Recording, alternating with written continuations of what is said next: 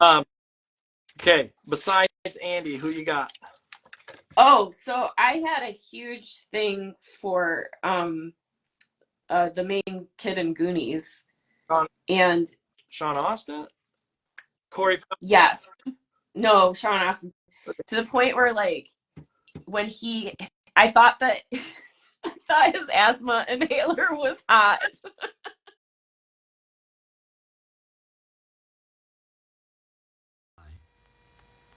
How are you all? I'm doing good. Um, so I don't even know if anybody's on right now, so we're gonna give it a second. Okay, Teacher Marin's here. Kate Cosgrove. I messed it up. Cosgrove. I gave you a new last name. Cosgrove has joined us. A bunch of people. Okay, so let me put in a little thing here that says "Ask Us Anything," and we'll get going. But tonight we have a little switcheroo on you. Meg Hunt, who was originally going to be on, is unfortunately under the weather, and so everybody should go at some point. Not in the middle of this, obviously, but at some point wish Meg a speedy recovery. But we have a superstar that has come to the rescue and said, with I don't even know how many hours ago, not that long ago, who was able to say, yeah, I'm willing to join. And someone who I have all sorts of questions for on a variety of levels. And you'll find out about tonight. But again, for everybody, again, I will post these to YouTube so you can catch up with them there. If you're watching on YouTube, well, congratulations. Aren't you special? So let me let our guest in, and we will get going for the night.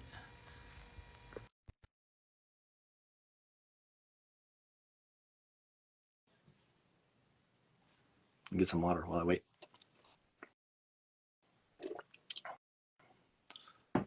Hopefully it works. It's working. It's working. Hello. Hi. You're our superhero lifesaver galore, who stepped in a matter of minutes and cleaned up your desk. I did. And all It's the so good stuff. clean. Yeah, I'm not. Yeah, there's like a downshoot. Even my downshoot, you can see mess off to the side, but it's like it's all over. How clean did you get it? I filled up a garbage bag. Oh, really? Like a, Okay. yeah, it was shameful.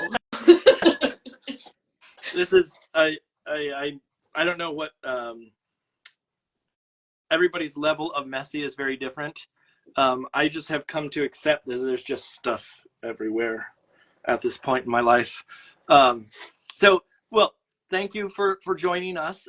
Remind me where you're coming in from. I'm in Michigan. Michigan. Mhm. Oh, has it snowed there yet? Today was the first day, and I was so excited that I almost started crying. Yeah. Oh, Yeah. I saw you doing the hand. Where are you? I'm in Lansing. Oh, Lansing. Okay. Okay. I grew up in Minnesota. It wasn't that far, but we used to go over there for to Ann Arbor. Oh yeah, I think maybe it yeah, that's a was cool city. maybe Glen Arbor. I forget. Oh, It was on Lake Michigan. I remember it was on Lake oh Michigan. yeah. I Relative that think lived there. Um, but so you're coming in from far. Are you officially, is Michigan Central Time Zone? no, we're Eastern. You are, so you're like at the tail end of Eastern though, because it switches like right around Wisconsin or Minnesota. I know that. Yeah, Um, yeah. My but, sister's in Illinois, and she's like an hour behind. okay. Well, thank you for joining us. We are big fans of yours across the board, and I know that we also are a big fan of, and this is going to be probably, you get a lot of kidlit stuff, but we are big fans of the images and stuff that you did for the bananas. Uh,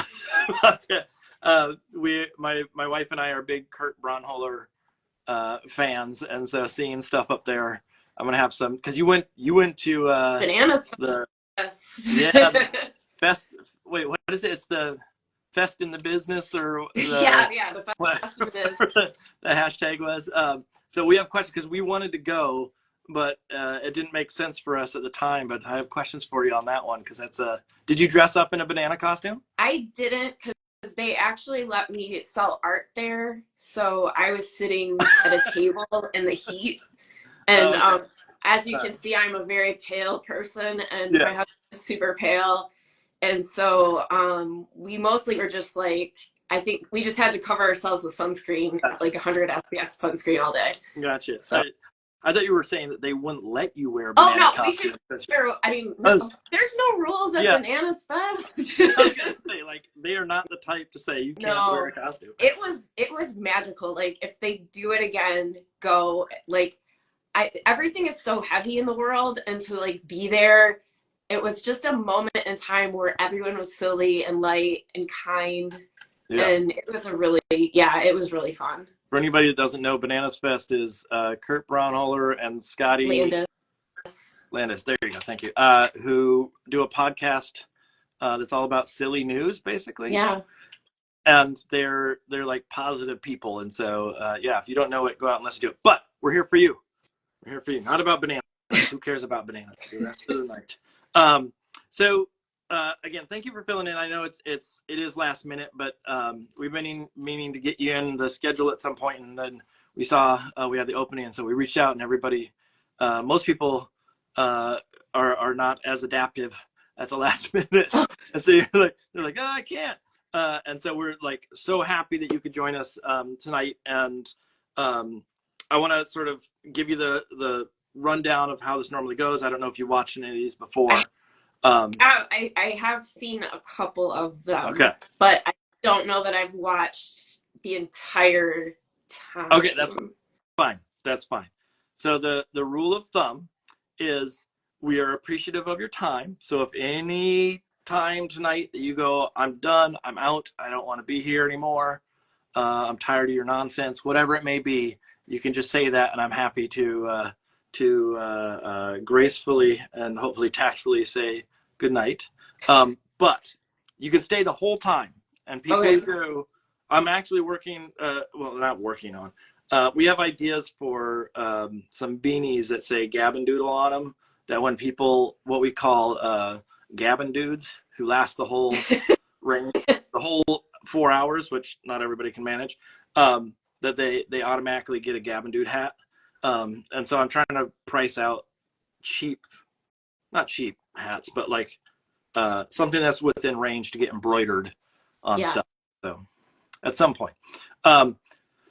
Tonight, because I know it's last minute, I'm not sure what you're working with. My wife keeps track of all the materials that everybody uses, and she knows what I already use, but can you let us in a little bit on what you're going to use tonight? Tonight I am using, so I am not a pencil snob, so I really just like a lot of the Bic number 7 mechanical pencils. Gotcha. And, I have a paper preference of the Canson Mixed media. I like that it's hot press. I don't know, the one that's smooth. Yeah, hot press. There you go. The less bumpy one. Yep. And then I've gotten like super into erasers over the years, and my buddy owns this really awesome independent art store called Odd Nods, and so I have purchased certain ones there, like this one. Ooh. Where it's like a little like electric one. So I feel like a dental assistant. Like I bought an electric one, and I have no idea where it went. It's around here somewhere, or it's like at school. It's but so fun. How, out of curiosity, how expensive was that one? It was like $14. Yeah, like it wasn't. I've seen them for sale for like $60 in certain places, and I'm like, what? You can get them for like $10-15. Go to They're not. Odd Nod and get them. Yeah, so come with like replacement eraser bits. Yes. Right. Yes. Yeah. And then I just have like this guy. I don't know. And this one is really cool too because it's like a really tiny pointy one. Is that the Japanese one? There's one that's like square or rectangular. That's a Japanese like clicky eraser like that. It's mono. I think it is. Yeah. I have old eyes. I like the fact that most people. It's all right. I'm wearing what do they call it? Transition lenses. No, not transition. That's the ones where they change. Trifocals? Not I have trifocals. The trifocal. I have the ones where it's got the invisible line. Oh, whatever those are. Bifocals. Progressives. No. Progressives. Okay. It's called Tombow, which Tombow. I believe it is Japanese. So Okay. it's Tombow. Yep. And then it's the first time I've ever had anybody go into like, most of the time they're like, these pencils, these paints, this, this app or whatever. It's the first time that it's like erasers. Oh, I like eraser head.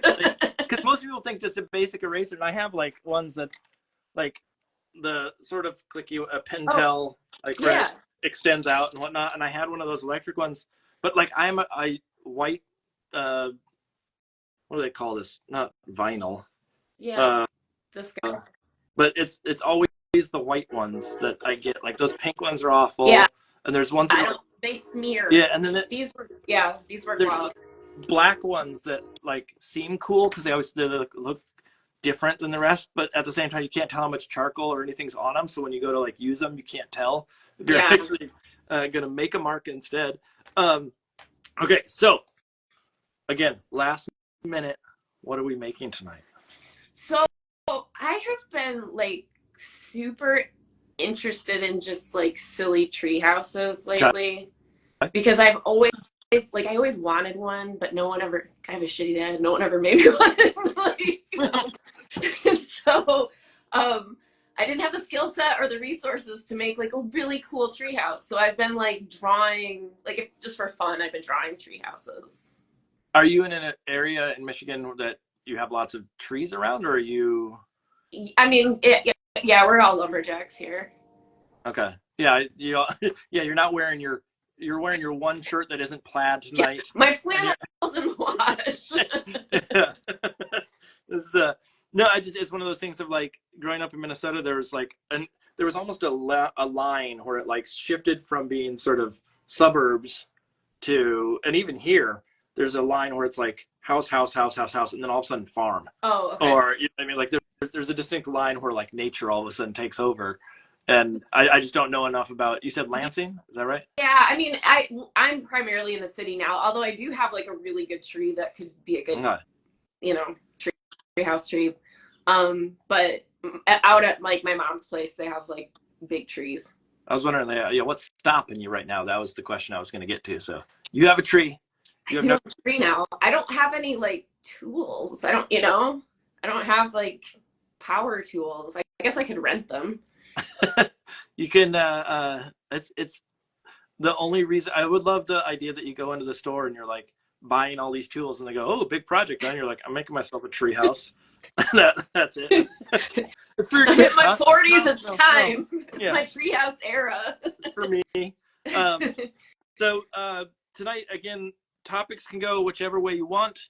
If you feel like stuff's or if you want to change topics or anything of the sort, it doesn't have to be all business. It can be anything and everything as we go along. And we can just start making. Okay. Oh, you know what I didn't do? You know what I didn't do is I forgot to ask you to introduce yourself. Oh. I just jumped right in. Okay, why don't you tell the people that are watching, if they don't know who you are, and they should. I say that every time. They should, because we're not having on schlubs on the urban start. I mean, I'm kind of a dirtbag, but I'm no schlub. Yeah, no schlubs, no scrubs. Yes. Yeah. I am Kate COSGROVE. I am a children's book illustrator. Here's some of my more recent situations back there. Situations. My situation is. Yeah, I started out as a graphic designer and I was making baseball caps. It's funny you should say embroidery because we also did embroidery. Okay. And so I kind of learned to like redraw logos really well with like vector art and stuff. And then I started working for an insurance company, and then I worked there for about 6 years, and I wanted to just like run in front of a bus every day because it was the worst. And I kind of just kept drawing more and more things to make the job interesting. And so we'd have like elevator flyers, and I'd draw like little people and stuff for it. Any chance that you could. Yeah, and the more I did that, I was like, this is just like, I've wanted to do this since I was 9, so I'm gonna make the change. You wanted to do picture books, or you just wanted to do art since you were 9? I wanted to do picture books, but I wanted to draw all day. Yeah. Like that was my major Yeah, I love to draw. It's my favorite. Like, it's still my favorite. And are you full time I doing art now, or? I am, but I'm also fortunate to, like, my husband's a teacher, so I get insurance, and Okay. I mean, I'm gonna die in Yeah. poverty, so that'll be interesting. But I was gonna say, yeah, husband's a teacher. I'm guessing he's a teacher, so he's not making millions and millions of dollars yeah, at this point. but we live in Lansing, so it's super cheap. Okay. And Pretty our soon that standards treehouse is are gonna low. look even better as you go. Yeah. It's one of those things where, like, the risk, or not the risk, but it's always a scary proposition to decide to go full time It is. freelance. I mean, I'm not even full time freelance, so I know that it is it's a challenge, but I also know that, like, with you having that sort of desk job, Yeah. that it's not always for people to have those day jobs and do the artwork on the side. It can be very challenging. Yeah. And some of us that have jobs that are full time, but they allow us to be stupid artsy fartsy people, and but it can tap you out too. There's a downside to it. Yeah. I come home and I'm not always excited to make art because I'm talking about it all day long. Yeah. So Yeah, you do get really, and that was the thing too, is especially in insurance, it's so buttoned up, and everyone was really boring. It made me really sad. no, no one else there with pink hair and No, no. Did you get to was your hair dyed at the time? I mean, I'm assuming that's not natural. I could be wrong. it is not. Yes, it Okay. is not. No, at the time, this was like the late 2000s, so I think it was just red dyed, like regular Okay. normal people. Yeah, so it wasn't. I'm the only reason why I ask is, like, there's some companies that are like, you can't have tattoos showing, you can't do this. Yeah, can't do that. I don't. Well, and so I kind of saw the writing on the wall because they acquired like another company, and that company was out of, I think, Missouri or Minnesota, one of the M guys, and Yeah. they were very conservative, and we no longer could do fun elevator posters, and we could no longer. And I was like, yeah, and so I was like, oh no, I'm not gonna survive here. So I bailed. I see someone says, "Hey, I work there." Oh yeah, it's my friend Kay. Hi. You're not lame, Kay. You're awesome. That's why we're still in touch. My mom used to work at a place where they told the guys they couldn't have beards and, like, all sorts of, yeah. and it was like super corporate and gross, and I don't want any part in that. No. Okay, let's Okay. talk and make. I'm gonna switch to my downshoot. Do whatever you need to do. Get camera lined up. I do have a feed here so I can watch. Okay, so I'm not. I think I have it. I will line up, and again, one of the things that on your feed, you should be able to scrunch with your fingers and make it a little bit smaller or bigger if you need, so people can see. Okay.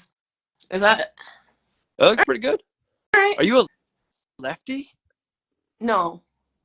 Oh, because the camera's the other way. Got it. So your stuff's gonna be, yeah, it's You backwards. threw me off Got it. for a second. I was like, am I using my wrong hand? It just on camera. It's the left hand right now because you're using the Oh, okay. back Yeah. camera or whatever. It doesn't matter. People will understand. Just don't write new words. That'll throw everything, and they will look like Da Vinci going backwards. I'm doing a monk who invented twisting a pretzel. That's what I decided to do tonight. Oh, that's fun. About 5 minutes before we started through this. Okay, so let's talk shop. Okay. You started out in graphic design. I did. Was that out of curiosity? And this is you can say yay or nay or what have you, but was that the thought process of there's more money in that, and therefore I aim was that direction, trying to be super responsible. Yeah. So okay. I wanted, I wanted all those things that we should be having is, health insurance and a paycheck and a place to live, food. Was that school that you did graphic design and out, or was that a did you go to school for art? I don't know this offhand. I did. Yes. So okay. I went to Michigan State, and I did their art program, and I actually started out in painting. But then I kind of got scared closer to, I wanted to do illustration. They didn't have it. They had decent drawing, but no Yeah. illustration degree. And so I started doing painting, and then I got scared because I was like, I'm not really sure how I can make this a job full time. Um, and so I switched over to graphic design with a minor in painting. Okay. But actually, in the end, it really worked out because now, you have to be able to do a certain amount of graphic design for the most part when you're illustrating a book. Yes. Because it has, it has a job to do, and you have to be aware of like text placements and things like that. So I guess it all kind of worked out. It's funny, the amount that I say to my students all the time that like sorry, this is paint is making a funny noise. So just if it sounds a little crazy over here, it's the paint and not me. My students, oftentimes I'm telling them like you gotta pay attention to the design of stuff, and like it's really good to probably take more type classes and things of the sort. And then it really rears its ugly head when they make an illustration, and I go, "Where's the type go?" And Oh, it's one of those ones where it's like you got to get it through to them at a certain point that you have to work from either a template or is there some sort of mock-up that you work from where the type goes. And it's one of those things of like if you just have that experience of being in a design class over and over, yeah. you start to think type and placement and all that stuff so much easier. Well, and you can even use it as like a visual strength too. If you can work with the type and make it interesting, Yeah, that can be really cool. Yeah, it's not always just a function thing. Yeah. It can perform too at the same time. Did what kind of paintings were you doing when you were in school? Were you doing like more illustrative things, or were you doing like more of a fine art approach? Fine art. We mostly did oils, like big canvases with oils. And it was interesting that I was doing that for a while, and then I met this other this illustrator who's like kind of an older lady, and she was talking about how a lot of her friends who were oil painters, that the fumes and pigments and stuff were making them sick. And so I was like, oh, so she only used gouache because she's like, it's really a lot safer for the artist. Yeah. So then I started kind of playing around with gouache for a long time and went through like a long gouache phase. But yeah, so in the beginning it was like old timey oil stuff. This was proper gouache or acrylic gouache? Well, just like the opaque water paint, right? What do you mean by proper? Well, like there's gouache and then there's acrylic gouache. Oh. So like Holbein makes both, or one of them is gum arabic based and the other one's plastic based or polymer based. Oh, okay. I mean, probably the one that was cheapest at Michael's. Okay. Oh, that's probably, yeah. You probably got regular gouache. What if you got water on it? Would it come back up? It's been so long. I'll stop asking the tough questions. I'm sorry. Yeah, no, it's been like a million years. It's okay. It's a matter of the reason why I ask is there's like nowadays there's lots of folks who really love acrylic gouache, the acrylic sort of based gouache, but that hasn't always been around, and it's more of a current day material, which I'm using right now for most of my paints. But then there's most of the like back in the day there wasn't that, so everybody used just plain old gouache, which was gum arabic based, which is essentially opaque watercolors. That's why I was. Yeah, I think that's probably what it was, because this would have been like, I don't know, like 2008. 2000, yeah, it was probably regular old gouache at that point, because I don't think acrylic gouache had really set in as a standard medium. Now almost all of them are acrylic gouache, and I'm not sure exactly why, or a lot of people like that in particular. Have you had any chance to do any more oil paintings, or have you kind of like checked out of that altogether? I got away from that, and then for a long time I was doing gallery shows I would go and collect old windows, and then I would use like tissue paper with gouache and do like really they were like basically portraits of women. Okay. And I did that for a really long time. It got to the point where like people would save windows for me locally because they knew that that's what I would do with them.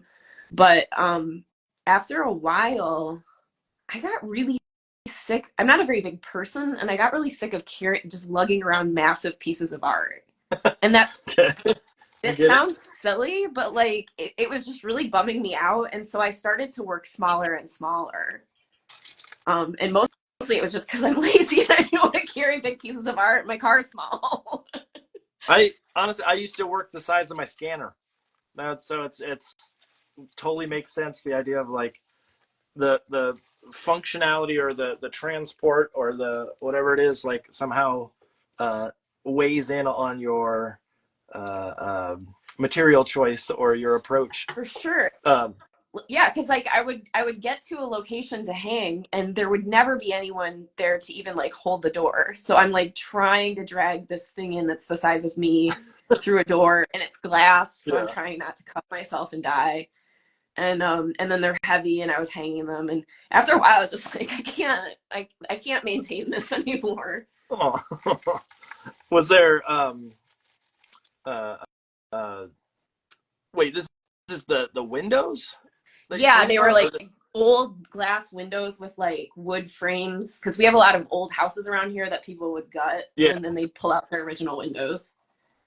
I have like some old I don't think they're what were they? They were like cabinets or something of the sort that I got to paint on that are still sitting around.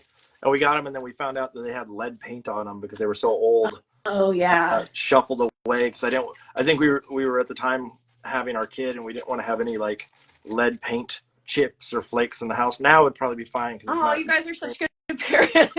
You don't want to expose your child to lead. Eh, he got he's become dense in other ways.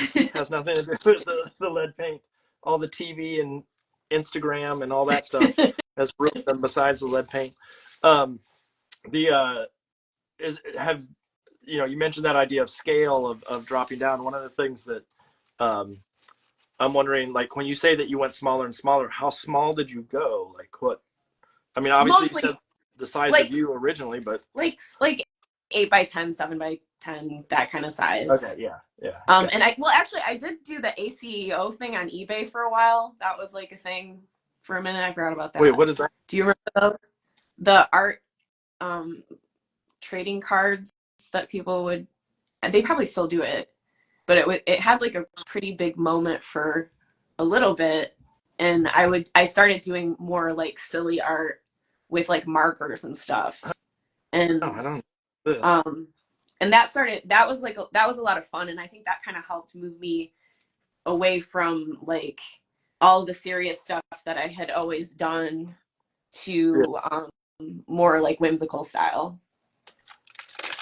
Was there a project or something that sort of sparked the whimsical style or the um, like was it a natural transition? I guess is the better Sure. question, or So was I'm it a kind specific of like moment? I've kind of been all over the place as far as styles and mediums. And so in addition to all of the stuff that I've done, I've always done like comic art, like comic strips. Yeah, I grew up and I was a big like Calvin and Hobbes and Foxtrot fan. And so I actually for a while wanted to be like a syndicated comic strip artist. And just around the time that I started to kind of submit things and get a little feedback, like all the papers stopped being papers. yeah. I never understood, and maybe there's like some methodology to it, but I've never understood how people like Jim Davies and all the people that do those comic strips or Bill Watterson, uh, the the ability to come up with stuff on a regular basis, and that's the paint again. That's not me. The like just the constant need to make stuff always sort of surprised me that there's people out there that can just very quickly pump out a strip, even though it's like 3 panels. It's not like it's a huge heavy lift in that sense, but the maintenance and the consistency of doing that always sort of struck me as like extremely hard and difficult, and something I could never probably keep up with, because I'd come up with like one idea and then the next week I'd feel awful because I couldn't, you know, perform in the same way. Yeah, like I think the daily grind of it is probably the most stressful part of it. Yeah. Um, and I did like a weekly one in a local paper, and then for the last, so I have a kid who is going to be 15, and she's autistic and the funniest person I've ever met in my entire life. And so we do a weekly web comic on Instagram, Okay. and it's digital, so it's vector, so it's so much easier to like edit it and stuff. But basically, she didn't talk until she was like 5, and then when she did start talking, she did not disappoint. She was like, just everything that comes out of her mouth cracks me up, and I love it. And so I just write down weird things or funny things that she says, and then I put it in our weekly comic strip for her. Sort of source material. Yeah. Quickly and easily there. Yeah, it's one of those things, like, unless you have something that, like, I have a relatively quick wit when talking to people, but sitting down and having to write out or plan out anything like that, like, everything drops out from the bottom for me, and I'm like stuck with Dolesville. Or I run into the problem of, because I work in academia, sometimes I get too over, like, I can't do the simple joke. I do the, like, or the the sweet and simple sort of thing. It gets way too complicated. Sure. For the payoff. Let's put it that way.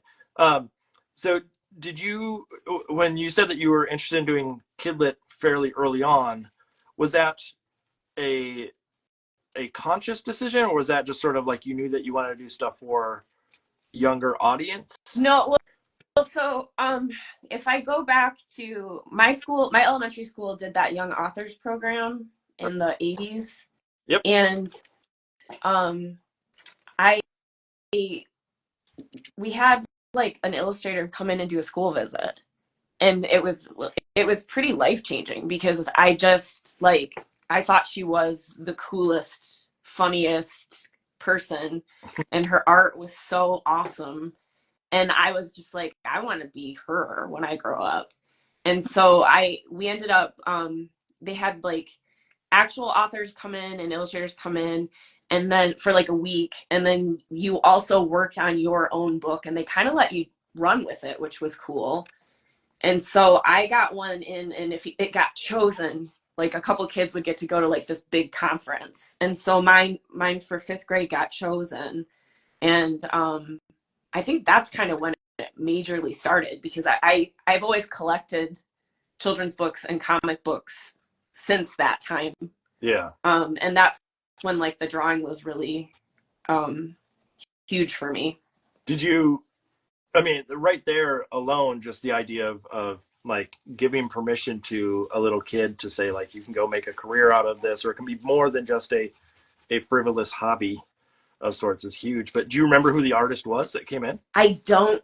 I just remember that she was really funny, and her book was sort of sciencey and realistic, and she had drawn a kingfisher bird, and then she had this whole shtick about how like the first page was her favorite because it was like a blizzard had hit our school and we had a snow day. Like, she just was super engaging and lovely.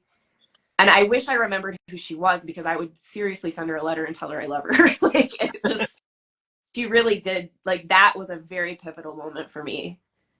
What about teachers and stuff along the way? Did you have a lot of support? Like, obviously it changes from district to district or from school to school, but did you have a very supportive art program that you went through when you were in school, or was it sort of on your own? It was fine. Like, I always liked my art teachers and everything, and we had a few opportunities to do some cool stuff. Like, I did get to take like a jewelry design class. Yeah. So I got to learn to do, like wax modeling and molten metal work and stuff. But I didn't really I was a very, very shy kid, and I was also horribly bullied. And so I just like, I think that's why books and comics have always been for me, because you don't have to talk when you're enjoying them. Yeah. And you can totally just escape. And, this was before the internet and stuff too. So like, it just was a very like safe place for me. So I just I didn't have a huge attachment to really anybody through school much. It was mostly just trying to get out of it without without anyone bullying me too Yeah. much that particular day. I was just thinking about, there was a time when I was in school, on my, this is a ride, my drive to work today. I was thinking about it, about a kid that pushed me down and whatnot. And, you know, some of it was probably, me being a wise acre, a wise guy, and not saying that I deserved to be pushed down, but it was one of those things where, like, it is a core memory at this point. And it's funny that, you know, this long after being through that situation, I'm still can remember it very vividly. Yeah. The room that I was in, the situation, what time of day. And I don't remember a lot from my childhood. Not that I'm like intentionally blocking it out, but those are things. What happened to you? Yeah, I'm no longer, I don't want to associate with my childhood. No, okay, so here, let me ask you this question. My wife is very good, and she knows like every teacher name that she ever had and all this kind of stuff. And I don't remember any of it. Like it all fell out of my head fairly early on, when I was younger. And I'm wondering, do you remember back a ways? Like, what's the earliest thing you can remember? Yeah, I have a pretty clear memory, but I don't know if it's all like good Yeah. stuff, you know. Okay. Yeah. Yeah. Like I remember I had a math teacher who had just the worst breath, and now that my husband's a teacher, I'm like, make sure you chew gum because Well, the kids will remember. I remember there. This is you mentioned that, and that just brought up a very core memory for me. When I was in high school, we had I don't know if they do this when you were in school, but we had this thing where you had to go and like volunteer or do some community-based odds and ends. And I chose to go help students at the elementary school. And so I'd go in there and I would like help them with crossword puzzles and things they had to do for their homework, or if they were really falling behind, kind of help them read and things of the sort. And I remember there was a day where I was talking to these little kids and they started laughing hysterically. And I remember thinking, like, is it my breath? Do I have really bad breath? And then now I look back at it, and I had really long hair and it was in silly little bulbs on my head. And I wore pants that were like, 10 times too big for me. It probably had nothing to do, absolutely nothing with bad breath. But it's just, I couldn't see what I was doing otherwise. And I just said in my head that it must be because I have bad breath. Interesting. I blocked out all the other like nonsense I was doing as a weird art kid in high school. And then you got super into mints. Yeah, actually I did. After that, I was carrying around. That was soon after. I think it was the time where they had like Altoids sort of became popular. Oh yeah. And then I was like, I got a tin of Altoids on me at all times, or I forget what this may be will date me, but do you know what Velaments are? No. They were like lifesavers, but they were square, and they were mint, but they didn't have the hole in the middle. They were sort of thin in the middle, and so it would, it was probably like some gimmick to get around the lifesaver trademark or whatever it was, but they were called Velaments. Huh. I remember having those on me at all times. Yeah, core memories. There we go. Okay, let's get back to the art stuff for a second. So tell me a little bit about, you have this insurance job, and then you go, I'm done with this. What was there thinking back to sort of the decision, because I mentioned that idea of like the going full time is a scary proposition for a lot of folks, and I'm wondering, was that an easy decision for you? Was that a hard decision for you? Was it sort of, what was going through your head at the time of that that decision making? So I kind of had a plan where like I could get vested at my company after 6 years. Okay. So I knew I wanted to stay for at least 6 years. Yep. And so I kind of felt like it was like Shawshank Redemption, where he's like digging the hole behind the poster. I was just sort of slowly making little plans. Like I started selling the art trading cards on eBay, and I started trying to do like a little bit of freelance stuff. And I made this like really insanely instructional manual of like all of my files and stuff so that I could just bail and not have to like give them more than 2 weeks. And then I managed, I had a friend who left the company and went and worked for like a moving company. And so they started throwing me a few gigs. So between like the online art sales and that, I could kind of like make it work a little bit. Manage. Yeah. And then eventually I took a part-time graphic design job with our local zoo and did that for a really long time. So I did like signs and brochures and things. And I loved that too, because I really love animals and science. And it was really fun. But they kind of slowly, budgetarily, it started to kind of close in on me around, I don't know, I did it part-time for about 8 years. And then after that, through the process of like those 8 years and the freelance and all the other stuff, I did manage to get an agent. And, and at that time too, it was like, it's so funny because people will ask me now, like, how do I do it? And I'm like, I don't know. You have to go back in time and do it the way I did it, because I literally had like a book that I got out of the library that listed all of the agencies, and then I sent them paper samples through the mail. Like, it's just not like that anymore. What year was this that you got the agent? It must have been around 2008, 2009. Okay. And I'm trying to track like the process, trying to figure out like, okay, was this, pre or post this time frame, or and that's sort of right at the end where the internet sort of took over. Yeah. So it was like called like Agents or maybe it was Illustrators Marketplace or something. Something market. Yeah. Is it the Illustrators and Graphic Designers Market Handbook? Yeah, that one. Yep. I know the one. So I submitted to everyone, and everyone told me no forever and ever and ever. And then finally I got yes. And then even with that yes, it took us a couple years before I started getting any type of real work.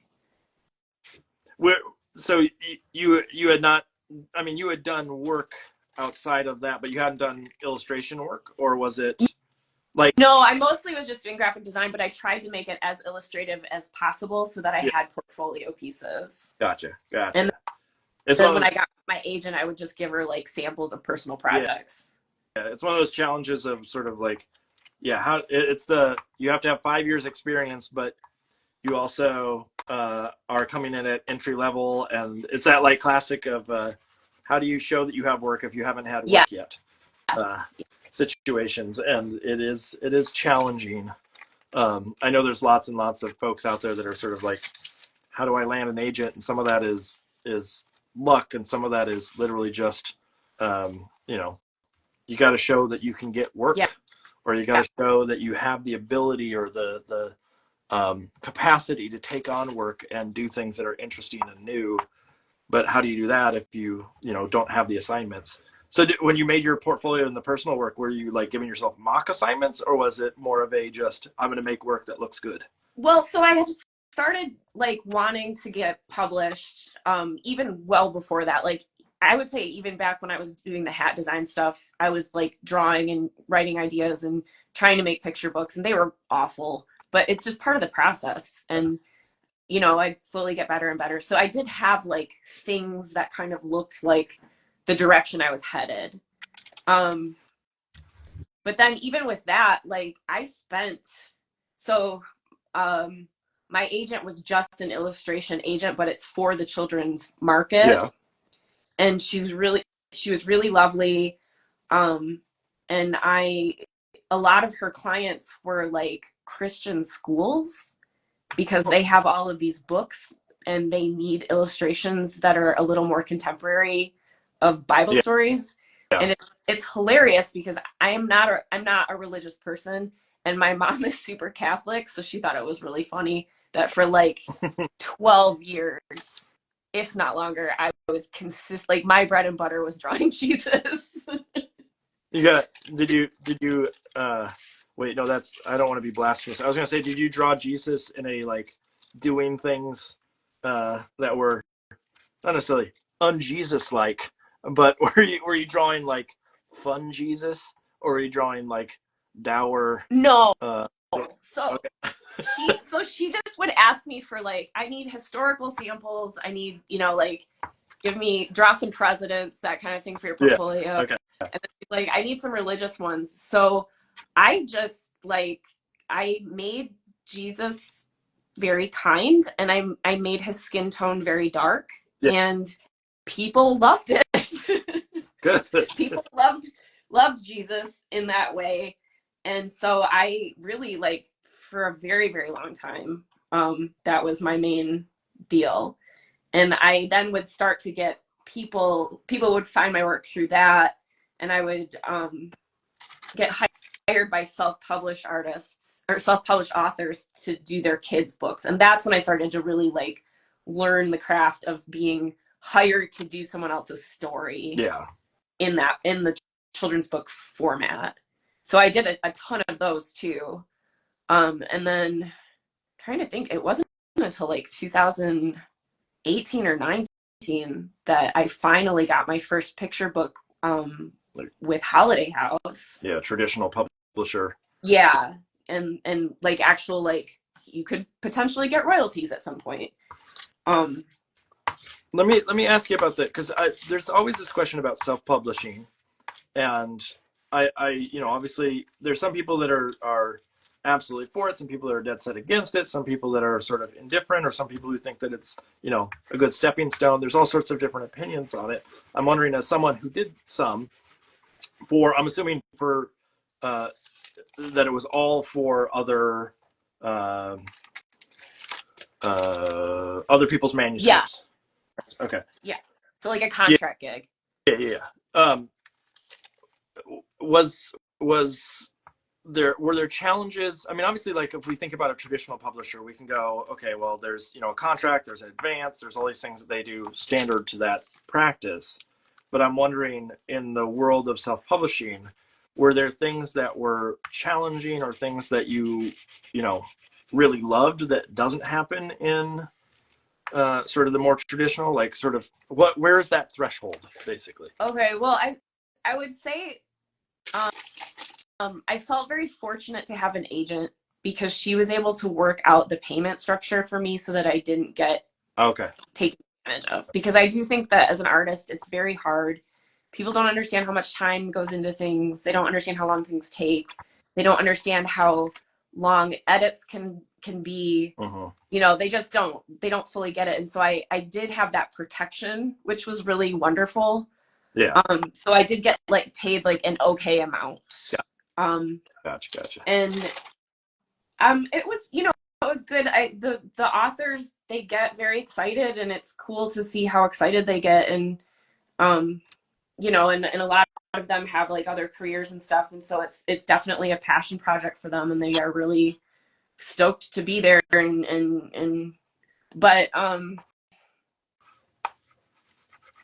I don't know. It kind of goes either way. Like, I kind of just I I have to pay my bills, so I'm willing to do a lot of work in order to make that happen, because I want to be an artist. And I always look at every project, even if it's not necessarily my favorite one. I'm a real process person, and I always feel like I get stronger and better with every project, or I learn something important. So a lot of times, like, I don't have a lot of ego involved in it, where I'll just be like, okay, then we're doing this project, and this is what I'm working with, and how can I make it the best possible thing with this subject matter? Yeah. That's good. And now I've gotten to the point where I am taking a break from taking on the self-published ones, because I've had a couple like consistent enough projects going on with traditional publishers, which have been cool. And then if I have, like, in between time, there are some things that I would like to work on for me. So I'm trying to kind of make that a priority. The life-work balance. That's always the tricky. It's one of those things where, like, the self-publishing, I know plenty of people that have like started out in that and then gone towards traditional. Some people that have stayed in that realm, and it's always sort of an interesting um, game to play of like how much do you put in? Do you get paid enough? And I agree that there's a lot of people that like want to break in and say I'm going to self-publish, and they just don't know how much time and how much work goes in Yeah. to a book. And if they know, or like you said, you have an agent that can help walk through some of that process and get a decent wage. But on the teaching side, I get folks that reach out all the time saying, hey, do you have a student that could work on this project? And then I tell them how much it would cost generally. Not that I'm the student's agent, but I'm not going to let the students get taken advantage of. Of course. And then very, very quickly, those people just never write back. Yeah. Well, I get that constantly. Or I'll get people who want to self-publish and they want me to just be as excited about their project as possible, and then we'll just make money on the other end. And I'm like, it's just so hard to market, and I can't take that risk as I have a mortgage and a kid. Yep. You gotta take care of yourself and fend for yourself. That was there any like really interesting processes that you think, like I'm looking at the idea of, in the traditional publishing or sort of the big four, big five, whatever it is now, there's this idea of separation of church and state from the illustrator from the editor. In a lot of cases, they kind of like, they don't want lots and lots of overlap, just so there's not a lot of like pushing people around or decisions being made without some sort of art direction involved. With the self-publishing, there must be some communication, but I'm wondering, was that line more blurry? Was it more interesting just because you got, you were not necessarily face to face or what have you, but that there was a little bit more of a input from the beginning from the author? I think it kind of depends on like who you're working with. Okay. Because there are people who, like, especially if they're super new to the process, they really trust you with a lot. You maybe get like a little bit more power over like the typography and stuff that you would normally not get with a traditional publisher. But then there are also situations too where, like, again, since they don't fully understand, some of them don't fully understand like the editing process and stuff, they might ask for too much. Yeah. And so there have been times where I've had to like push back a little bit and be like, well, no, because like that's like a whole other, month of work. You're asking for a giant project all of a sudden. Yeah. And it's not that they're like, it's not even that they're trying to take advantage. It's mostly, I think, comes from a place of just like glee and excitement. Yeah. And they get sort of carried away. But you do have to really advocate for yourself, or you're going to end up working yourself to the bone for $1 an hour, and that's tough. Out of curiosity, one of the things that I do when I get book projects now is I go through, and not just now, but in general, I've been doing this, of trying to price out what my hourly rate would be. I don't know if you do that too, where it's like, to finish this is how much I get per spread. This is how many hours I could put into it to make this kind of hourly rate. Do you do any sort of like math like that when you get those book contracts? I don't, and I have definitely wanted to figure that out. But for me, like, it is just so hit or miss. Like, I'm either like in the zone or I'm not, and something can come really fast or it can take really long. I just don't know how I can prepare, like the longer I do this, I think I can kind of guesstimate a little better. Yeah. But still, sometimes some pieces are just like a struggle bus, and other ones come really easy. Yeah, there are times. The only reason why I do it is just because I think that there's a certain hourly rate I would like to make. Yes. Yes. But there's times where I definitely below it, and there's times where I'm way above it. And like, I mean, honestly, the things that I make the most money on are stuff for galleries, but it's just, you don't sell it that often. But, take a half an hour and it sells for hundreds of dollars. Like, that's awesome. Yeah. But that doesn't, you don't sell 25 of them in one show. You sell a couple. Yeah. That's not enough to live off of right there. Do you have when you're working on projects, how much overlap do you have of projects? Do you have, multiple things on the plate at once, or are you someone who likes to sort of work on one, move on to the next? I kind of like to have them in different stages where like I have one that's almost done and one that's just beginning and one that's maybe in color. I try to like, that's the dream for me, is to have like kind of three in different Yeah. stages where I can juggle them a little. Obviously that doesn't always work out. It's all dependent on when they get notes back. Yeah. But I don't have to just focus. I need breaks from things that I'm working on. And I also think too, sometimes, I don't know if you have this, but like if I'm working on more than one project, sometimes I'll get a breakthrough from that other project that I can use on the other thing. Wait, what? So like, I know. You lost me. It's, that's wonky. Like if I'm working on like color for something and I'll find like a mark or something that I like, that I can transfer over to like sketches for something else, or a composition that you know what I mean? Like, Oh yeah. like you're kind of, it's still all, it's all helping each other, like an exercise. Yeah, there's overlap that happens that may make the process easier on another project. Yeah. I definitely, when I'm working on sketches for things, they're, stylistically it might be, oh, I really love this composition, or I love the play of media here. How can I use that again? Oh, I have this other project I'm working on, and now Yeah. yeah. I mean, I'm definitely like the next book I'm working on. I'm going to use as testing ground for something that I want to do later for a project for myself. That's cool. And so it's like, it's the publisher, of course, just cares that it looks good, but it's my opportunity to go, hey, I wonder if this will work. Yeah. If it does, then I know how to use it again in a, maybe a little bit more advanced way, or in a way that will challenge me a little bit more in the final production. Let's put it that way. Tell me a little bit about your sort of jump into the kidlit realm, from the insurance, beyond those sort of like the life choices and things of the sort, jumping sort of into the full time. Was there a project that sort of made the decision worth it? Like, was there a thing that you look back and you go like, man, that was the one that I that's the project that made me really understand this was for me?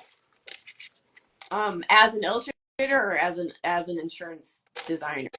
As a illustrator. as an insurance designer. Well, I was looking at stock photography of business people. Yeah. And someone told me their tie was too yellow. Yeah. I think it was just, I try to do little stepping stones, because I think, so the major lesson I've learned is, if you want to be in children's books and that's what you want like to be your main deal, Yeah. you have to be so persistent and just keep going, even when you feel like you can't, even when you feel like you don't want to, like it's just, you just have to like pick yourself up and keep going. So persistence is like, in my opinion, the number one skill to have. And then my other thing is I have a lot of creative friends who will start working on a project and then they'll be like, this is going to be my big break. And then if it doesn't happen, they get really disappointed and really mad and really, disillusioned, and don't want, I'm never going to be an artist kind of thing. Yeah. And so I think that's kind of a dangerous way to think. So I have more like little stepping stones that I try to like hit, and just different things that I would like to accomplish in my career. And it's not, then I don't think I've ever, because you just never know what's going to hit, Yeah. Like, Yeah. I've had things that were really awesome and nothing ever materialized. Or, and then I've had things that I was just like, all right, and it did better. So I don't know, like, I try to do different things. And for me, it was the first time that I got to actually sign a contract for a project that could potentially result in royalties. Was like, I was like, okay, it's official. yeah, like this, I can do this, and this feels really good, and this feels really right. Was was I mean, obviously, life and those things can get in the way, or as you mentioned, like you got bills to pay. How much of a like one of the things I think that most people don't realize is unless you're like super super duper famous in the kidlit world, it is not a huge No. windfall of some sort. You get a book out there, and then you're lucky if it if it turns some money in the end for you beyond sort of the advance, or like makes it to royalties or things of that sort. Um, but I'm wondering, with the aspect of paying bills, and I'm asking this on behalf of probably a lot of my students, but the aspect of sort of having to pay bills and worry about do I take this job, do I not, is always a challenging question, especially if it's like a project that doesn't feel like it's you. Mm-hmm. Did you have any sort of like threshold of this is when I say yes, this is when I say no? I mean, there's some folks like I've been very lucky that most of the projects that I've been offered, I'm okay doing. Mm-hmm. There have been a few that I've had to say no to for various reasons. But I'm wondering, like, was there some sort of when I say no, it's oftentimes it's like it's a scheduling thing, or it's a price thing, or it's there's very technical or logistical things that get in the way. But I'm wondering, sometimes it also is truly a this project is just not me, Sure. situation. I'm wondering, did you have your own barriers or your own thresholds that would tell you whether it was a project for you or not? I have not been to the point where I have felt like I can do that so much, because I just like when things come up, they usually come up. I typically need the money at that time. Yeah. And so I guess it would, like, if it was something, the religious stuff was kind of interesting because I'm just not a Christian person. So to like spend that much time with Bible stories specifically was a little odd. Gotcha. But I kind of just look at it again, like, well, I'm practicing, my form and my color and my emotions and my and my composition and stuff. And so then I get paid for it. And the people were always super nice. Like everyone that I've worked with has always been very nice. But I've kind of like, I did finally get to the point after A Day with No Words did quite well. That was a picture book that I did that released last May, and it became a #1 New York Times bestseller. At that point, I was like, okay, I really want to focus more on just like mainstream things, because that really is more reflective of who I am as a person. You got So you got that cool New York Times bestseller title right there. That's how'd you get one of those? I need one of those. That's the thing. I never know what's gonna who can say? No, my author for that was just, she's dynamite. Like I am excited to see where she goes with her voice and her talent and her mission. Her name's Tiffany Hammond, and she's a big advocate. She is a Black author who is autistic, and both of her teenage sons are autistic. And so that story particularly was a story about her one son who uses an augmented device to communicate. Yeah. And she is fully the reason of which I was able to reach that, because she just already is kind of famous in her circle of people who are trying to be advocates and trying to be allies for people with disabilities. The sort of built-in how do I put this? Like, not necessarily a built-in crowd, but the idea of like there is a market and a need for those kinds of books in the industry, just because not everybody understands, or it's a representation thing. Yes. That needs up. It's very much like an own voices story. And she's already like super talented as a writer anyway. Yeah.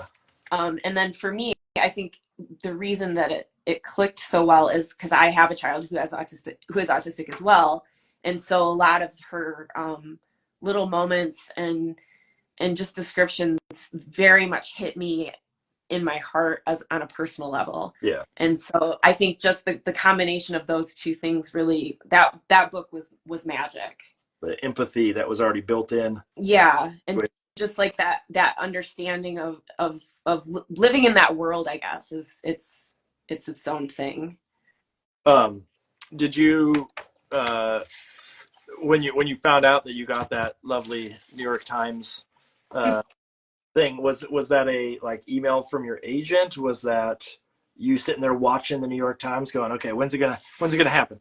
I was a little bit, because I had a really good feeling about it, because at the time, like, we just had so much support from the community. Like, the online communities were incredible. And for like when the book came out, we would have all of these families sending us photos of their kids who were finally seeing themselves represented. Yeah.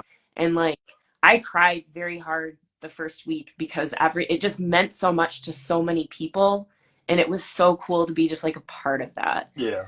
And so then I kind of felt like we were if it was going to happen, it was probably going to be this one. But I really didn't think it would hit the #1 spot, which I'm just happy to be there. Like, I don't really care, like, I just want to be on the list. That's amazing. So when it did, actually my husband saw it, and I think he saw it on the internet in the news, and he came in and told me, and I just started crying.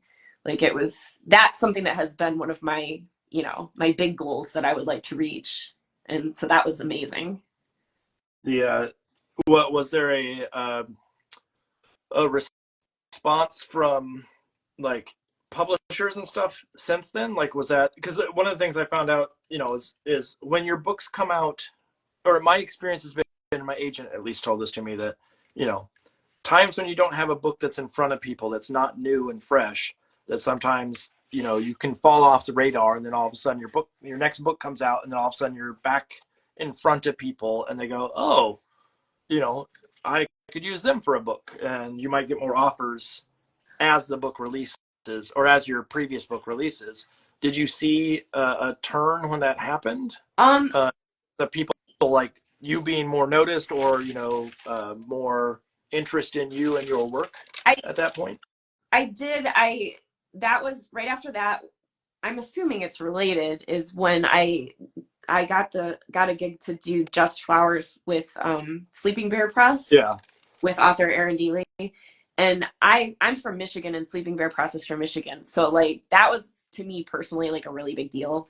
And it was right after I think because of the success of A Day with No Words, that really helped get that project for me.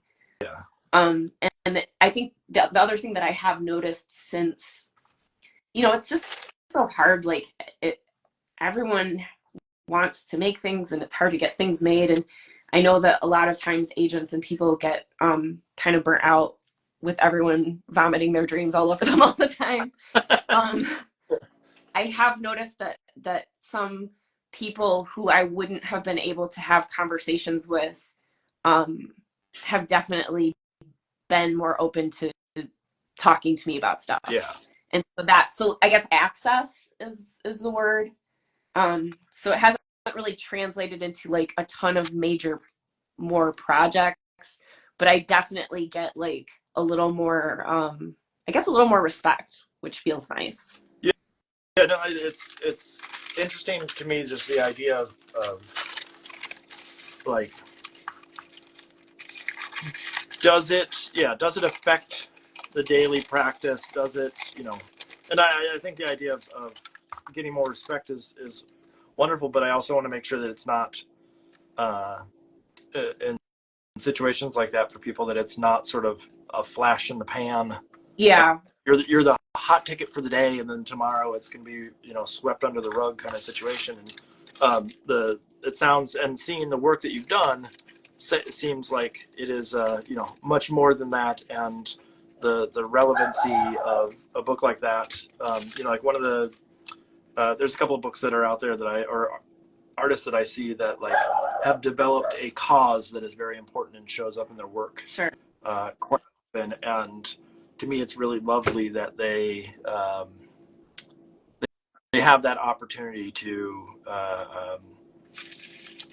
showcase that interest or that cause or that whatever it may be on a regular level, and that the audience is responding to it in such a positive light.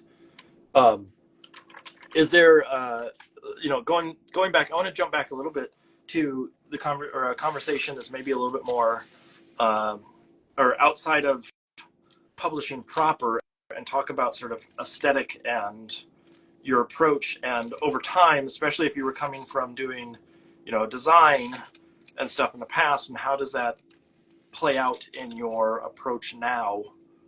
Are there things that you look at and go like, this is a clear holdover from when you were doing painting or when you were doing design work, or is there essentially like a distinct level that you can go, oh, this is the moment where it kind of shifted to your approach now?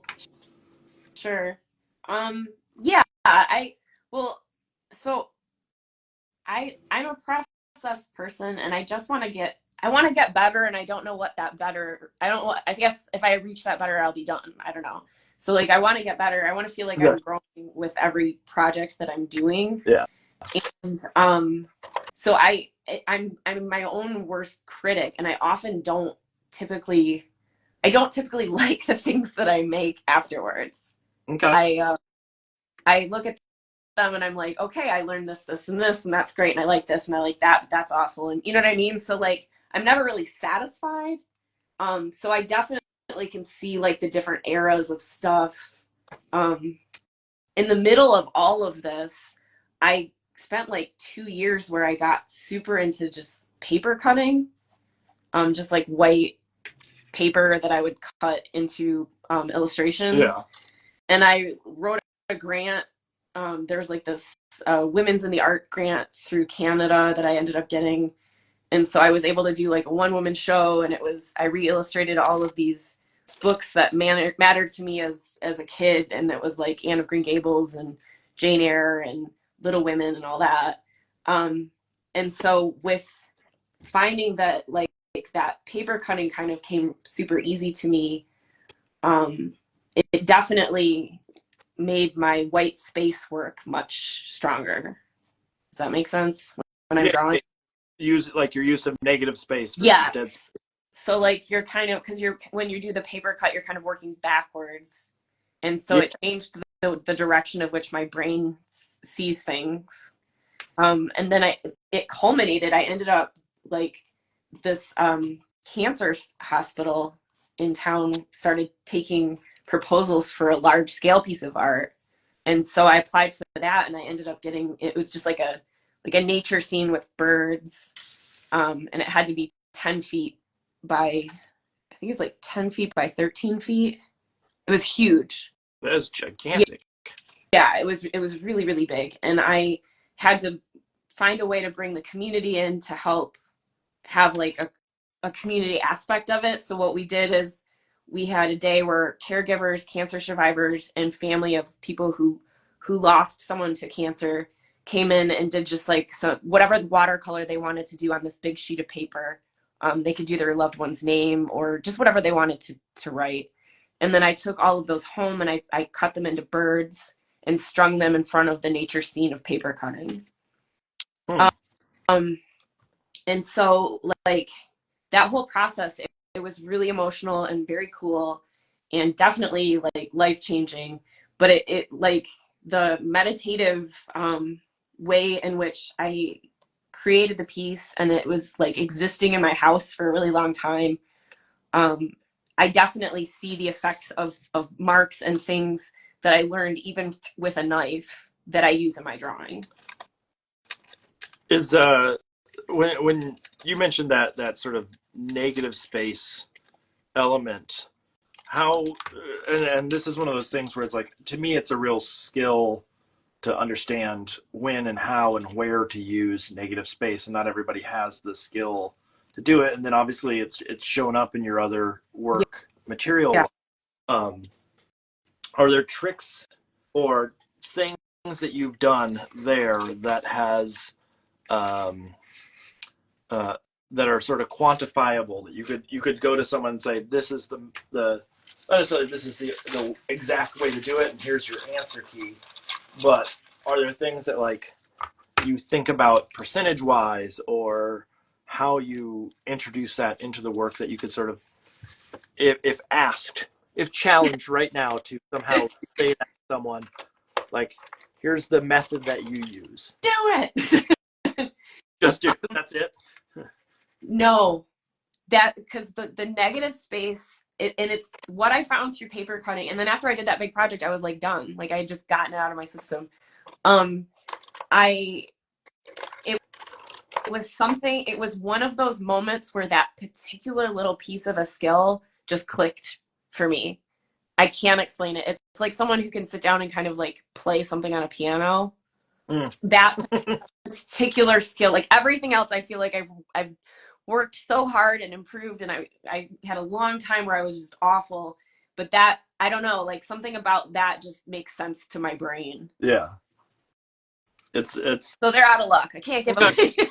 no. It's well. This is sort of a tough question in general. Like, and I used to ask people all the time, sort of like, how do you know when your work is done? And it's a very tough thing to answer, for a multitude of reasons for a lot of people. But it's one of those ones where, like, if we can pinpoint it in some way, is there a way that somehow it will at least pinpoint for you, or for me, or whatever it may be, leap people ahead by a few months of work. And I don't know if I can pinpoint it for myself either. Like, when it comes to negative space, it's, to me, it's I've always said it's negative space or it's dead space. Yeah. And dead space is when it's not considered, and negative space is when it is. Like, you're in control of it. But there's no like, well, you need to have 75% image, and then you have 25%, negative space, and that's the answer. And that's you just follow these rules and tips, you'll be perfect. None of that works out in my head. Same. Is there, when you were going through school, you said they didn't really have an illustration program, but you took all these other courses. Did they have any type of illustration assignments that you participated in, or was it? So I did do some advanced programs do, and that's why I did some advanced drawing. They had a couple of advanced drawing classes, but it was like still life and model drawing and stuff, Okay. which was amazing, and certainly experience that I wish that every artist could have. The thing that I really, really strongly learned from college, like specifically art college, was that my school had a really nice focus on art history. Okay. And I really was not interested. Like, I'm not a history buff. I didn't care. I just did it because I had to do it. Yeah. And I learned so much from that, and it gave me the skill set to where, like, to see things in a different way. And then now, if I get stuck on something, I can go back and look at older pieces of art and things that have been done well in the past, and I can get inspired from that. Yeah. And I honestly don't know that I would have found my way to that, or it would have taken me a lot longer to find my way to that if I hadn't gone to school. Just the historical reference point, or the... Yeah, and like I had this really excellent graphic design professor, and we're still friends, and like he always just had a lot of interesting little like ways to get unstuck. And like one of his was like he would have you just take, I remember one time we took like an entire pad of like Post-its, and you just had to like do like word association of what came to mind when you were trying to figure out how to solve this graphic problem. And so there, I don't know, there's just like different things that I've learned from that still hold over. But some of it is just, I don't know if I've been doing it too long, because I mean, I've been drawing since I was, what, 3? Since you were a wee baby. Since I was little. And yeah, and then, I mean, I come from a family of very creative people, so everyone's always making something. I was going to ask that next. Yeah, like what was the family history like when it comes to making? Well, that's the thing that's funny is I'm always like, I'm not special. Like, I come from a family that they're all creative. So like my sister is this brilliant music professor, and my mom always has been like an incredible seamstress, and she is an amazing baker and cook. And but like she makes like really fancy breads and things. And then I have cousins that are architects, and I have cousins that are amazing photographers, and like um I think everyone has some sort of like I have another cousin who he restores old dragster cars. Yeah. And kind of taught himself to do it. He just has that brain. So we have something in our genes that you really aren't special. I'm not special. You don't get at all. to be like a cool artist. I can draw a picture. He can make a car with his hands. And like a cool one. Yeah. Yeah. He's not making a Saturn. No. I was trying to pick like what's the saddest car from Saturn. I had a Saturn, and you're right. It is the saddest Wait, car. oh, you have a Saturn right now? No, okay. that was. But we did have one for a long time, and we called it the super lame one. It was awful. Yeah, it's like plastic. I remember they were like there was something about them that just wasn't quite right. It was right now. I was like, oh man, I really just shot myself in the foot, which happens quite often. My brother had one, and I remember making fun of him for having a Saturn back in the day. They were a very affordable car. They were. Yeah, it was his first car out of college. No, it was awful. It was an awful car. It was. There's a couple of them. Was Saturn the one that made the cube? Oh, I don't know. I don't know if my wife knows if she's Saturns are made of plastic, right? I don't know. They make the cube. Oh, Nissan makes it. What did Saturn make? That was there was. My wife is listening upstairs. There was one Saturn car that they made that I was not pleased with. Let's put it that way. It was not my favorite of cars. I don't know how I got on that subject. Okay. Tell me a little bit. One of the things I have as a challenge in my own life is I get on here and then we start talking art, and art is fun, but life is bigger than art. Art is a part of it, but life is bigger than art. And I wonder sort of what are the other areas of interest? What are the things that show up in your art that are adjacent or tangential or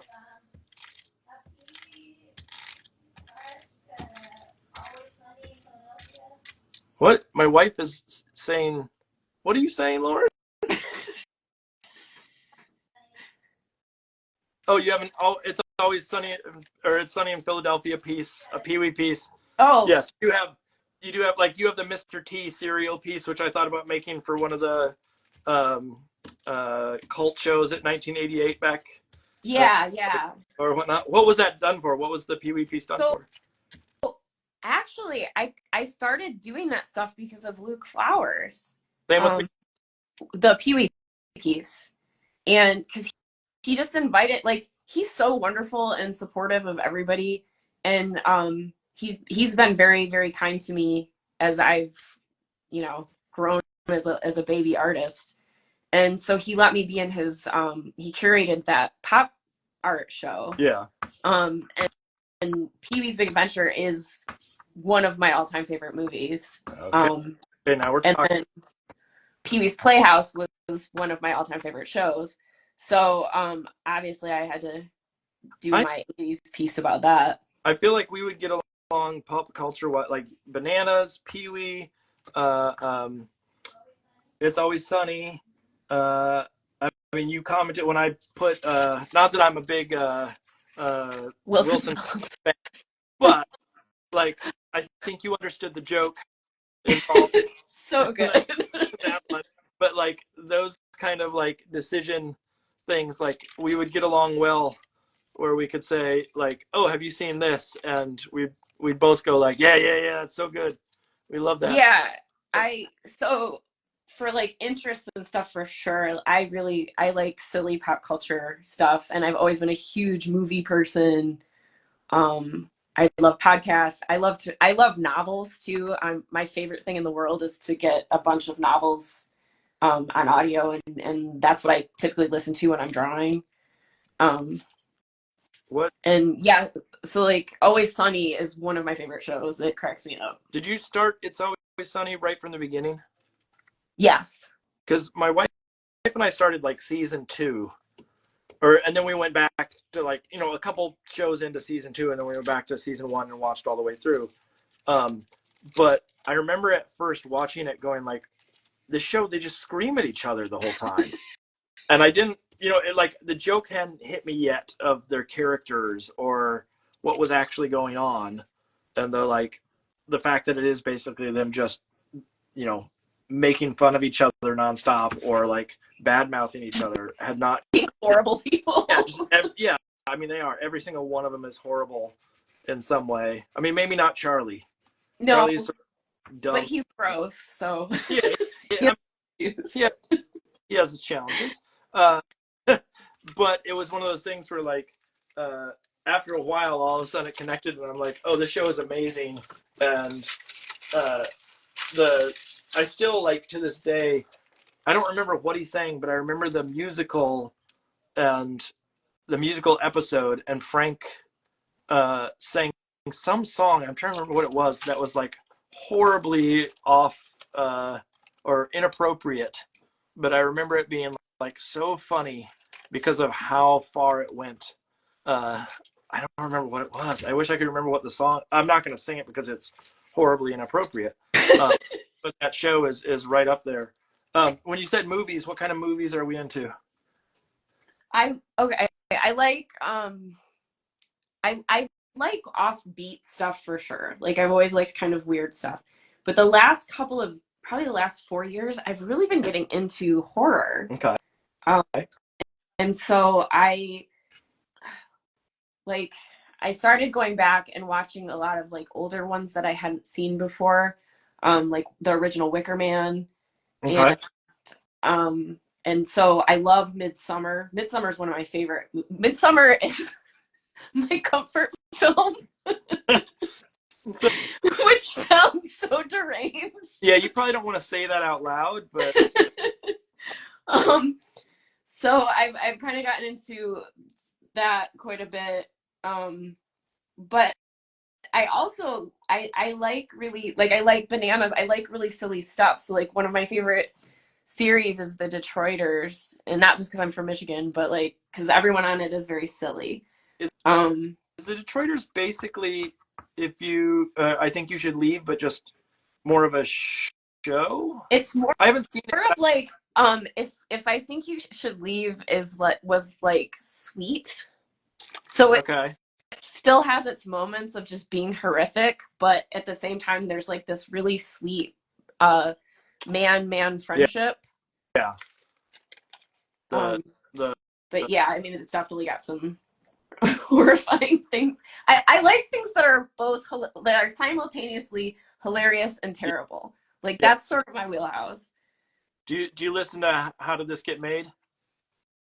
I have listened to it before, but it's been a long time. Okay.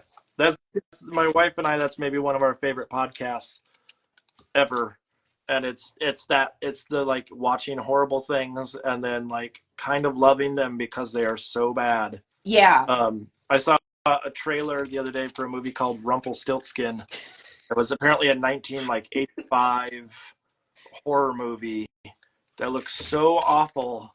But I absolutely want to see it because it looks so bad. And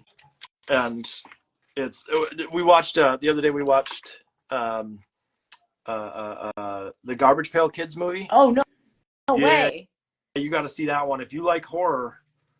It's not horror scary, but horrifying how creepy it all is. Were you of the era that Garbage Pail Kids were a thing? Yes. Yeah. Yes. our big thing was we'd go to this place called Al's Liquor Store. So I was like 7 years old and being like, Dad, take us to Al's Liquor Store so we can buy our Garbage Pail Kids. I remember, going to a gas station. That was my. I don't remember what gas station it was, but I remember going to a gas station so we could get. And the gum was so awful, but it was also at the same time so good. And when we're done, you need to go look up the trailer, Garbage Pail Kids movie, because I have a feeling that you're going to be wildly fascinated and also horrified and not be able to sleep because the puppetry and whatnot in it is so bad. It's live action. It's not an animated movie. Perfect. Yes, it is worth the time. Let's put it that way. Is there a movie or TV show right now that you're watching where you're like, this is the pinnacle of art at this point? I have been watching Peep Show on repeat. What is Peep Show? I guess I don't know. It's a British show. It's a British comedy show, and it's scripted, and it's from I think like I guess it's like the late 2000s. Okay. Like maybe around 2010, 2013, somewhere in there. And it's just these two guys that are roommates, and it's a lot like It's Always Sunny, but it's British. And they're just heinous people, yet they have moments of being endearing. And it is the funniest, like all of their references and all of their just their banter and stuff is so funny to me. But a lot of it is really screwed up. Like I would definitely recommend it to you guys because you like It's Always Sunny, but it's not something that I'd be like, hey mom, go watch this show.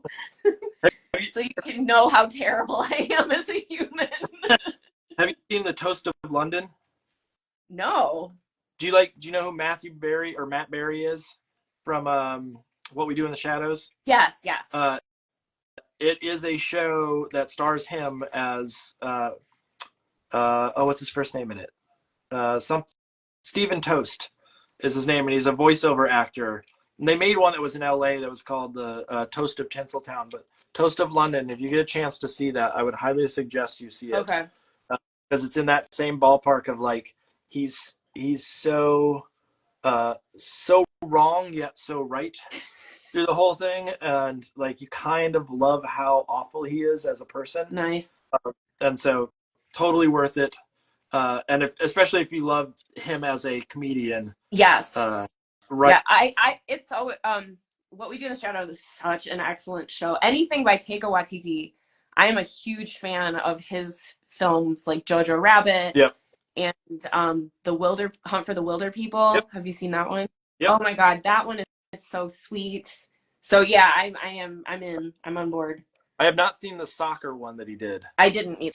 I heard that one did not get spectacular reviews, and so I have not bought into that one yet. But at some point, I'm sure I probably will see it just in passing. What about since we're talking media? What about tunes? Music? Yeah. Or cartoons? Oh, music. Sorry. I mean, cartoons can be there too. Like, if you were a child of the 80s, give me a clue. When you say you were a child of or like you grew up in the 80s, does that mean that you were born in the 80s, or does that mean that you were living through? I'm 46, so I was born in 78. Okay, yeah. So I'm 47, so we're in the same ballpark. Okay. So what are we talking cartoon-wise? Definitely Simpsons. Okay. Lifelong Simpsons fan. I love Bob's Burgers. I like Rick and Morty. Trying to think. I did go through a Family Guy phase, but I kind of got burnt out on that. Yep. I mean, yeah, me too. Yeah. That was a very pointed yes. I think I got for music, right away. Uh, yeah. um, I just like I like things that are good, you know? Like I know that like so when I was growing up and when I was in high school, everything it was very like grunge was the thing of the moment and I was super into it and I was kind of like a little a-hole about it, a pretentious a-hole about music at that time. Okay. And then like the older I got, the more I'm like there are different things that are good for that particular thing, you know? This is the same theory that I have. When people say, "What kind of music do you like?" I say, "I like it. I like all music as long as it's good." Yeah. And I have to And that qualify sounds it with like, if it's good opera, I like it. If it's good country, I'll like it. If it's good rap, I'll like it. And so yeah, same. it's not to say that like has to be like award winning, but if it is somehow like just not the bottom of the barrel. Yeah, the first so like D Antwoord, they're such a weird band, but they're so good at it that I love them. But am I gonna like say that that's my genre of music? I don't even know what that is. Yeah, it's not a thing that I'm gonna like put on my uh like playlist all the time, but Yeah, it's a good uh like for what it is very, very good. yeah. And then like I don't know, like I grew up in the '80s, so obviously a lot of like the Michael Jackson stuff. We actually just took my mom to see Stevie Wonder in concert, and he was incredible. Ooh, that's a good one. Yeah. So like I do when I was growing up, my parents had a lot of vinyl 45 records and I grew up listening to a lot of the music that they liked. So a lot of the 1950s and 60s pop music, it has like a place in my heart for sure. Um, and then I would say like nowadays, I do love a lot of just like indie pop rock. Yeah, Um, and like trying to think of what's on my Spotify. yeah. Name it. I like Soko a lot. Soko. I I, love Soko. and then there's a band called Cigarettes After Sex, and the lead singer I actually thought was a woman for a really long time. He has the most interesting voice, and I can just listen to them on repeat. I don't even Um, know these. These are real indie ones. and then Lord Huron is from my area of the state, and so I am a fan of theirs, but also they're excellent. It's not just because they're local and made good. What did you listen to growing up in the area? Like, did you listen to? Were you into the emo Midwest emo phase during the 2000s? Um, During the 2000s, I don't think I was like as tuned into it because that was at the time when I was doing like corporate stuff. But prior to that, when I was like younger, um, we live not we live a manageable drive from Detroit, so there's a lot of really awesome shows that you can see down there. Yeah. So like I went and saw Foo Fighters at St. Andrews Hall, um, and then I'm trying to think of some of the other. I saw like back. I don't know. I like the White Stripes, the Raconteurs. I saw them in Ann Arbor, I think. Because they're from Detroit, right? Yeah, yeah, Yeah. Jack White is. Too. He has his Third Man Records has a location in Detroit too, which is cool. And did you were you required to like Eminem at some point I because you live in? I I I legitimately like Eminem. I really do. I draw the line at Kid Rock. What? And Ted Nugent is not someone I would listen to. Like the Nooch? No. He can take his cat scratch viewer far away from me. His Jungle Prince and his um no, it's there's like a different vibe to Detroit music, like thinking about all the what was it, the Strokes and all the like garage Oh rock yeah, yeah. folks. Not as I don't know if they were from Detroit, proper or from Michigan, or just that sort of like genre all grew out of that area. Yeah, but I like that sort of raw, like punk. Like I'm a big Velvet Underground fan. I will listen the crap out of that. So I feel like that kind of has a similar vibe.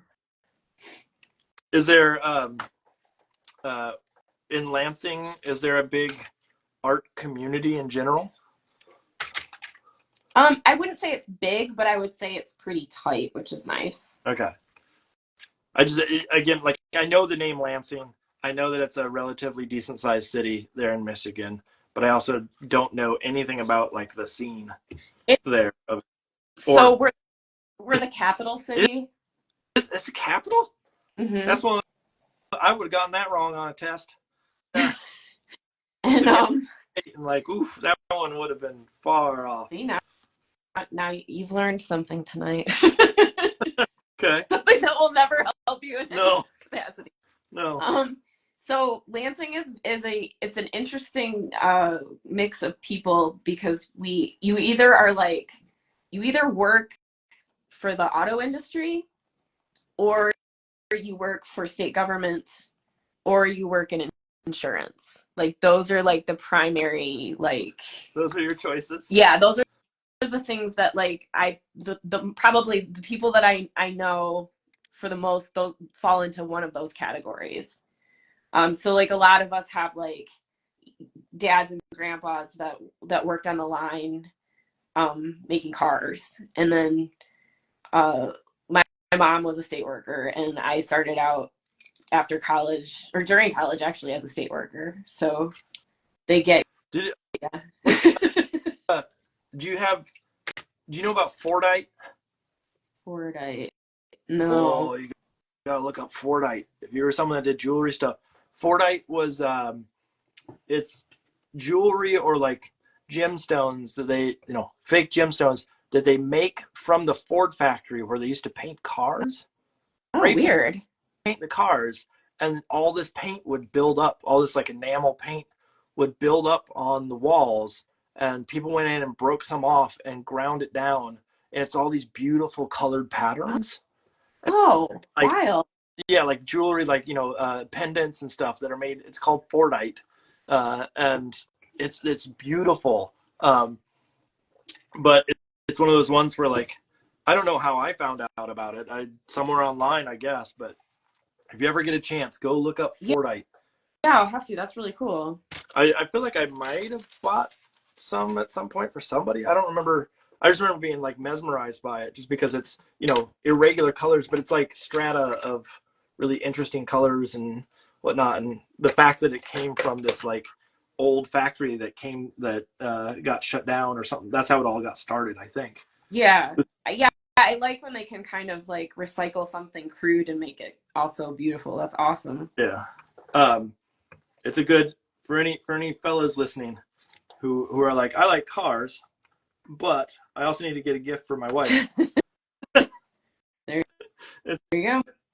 Or a lovely, belt buckle or whatever you want to get it for. Don't get her a belt buckle. I think for him, like if you want a belt buckle, it's a way to like get a car thing that's not like blatant car.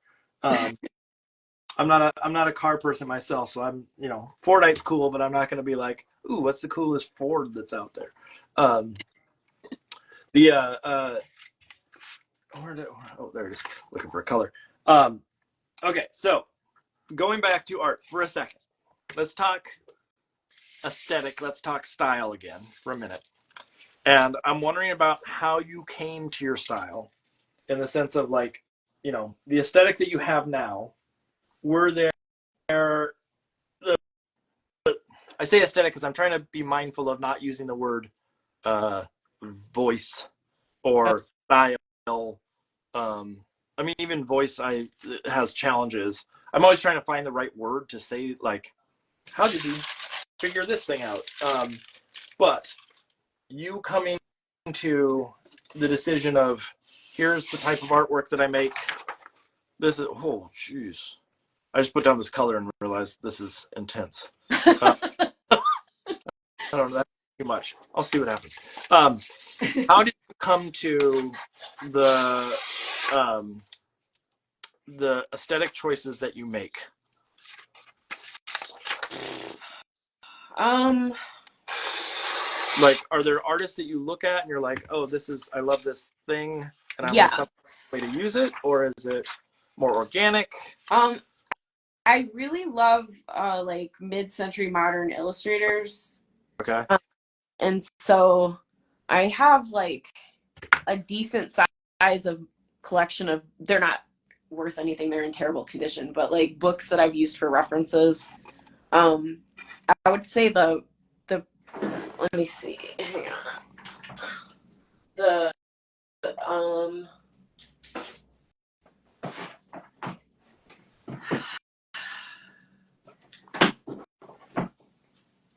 how do you say her name? It's like Aliki, Aliki.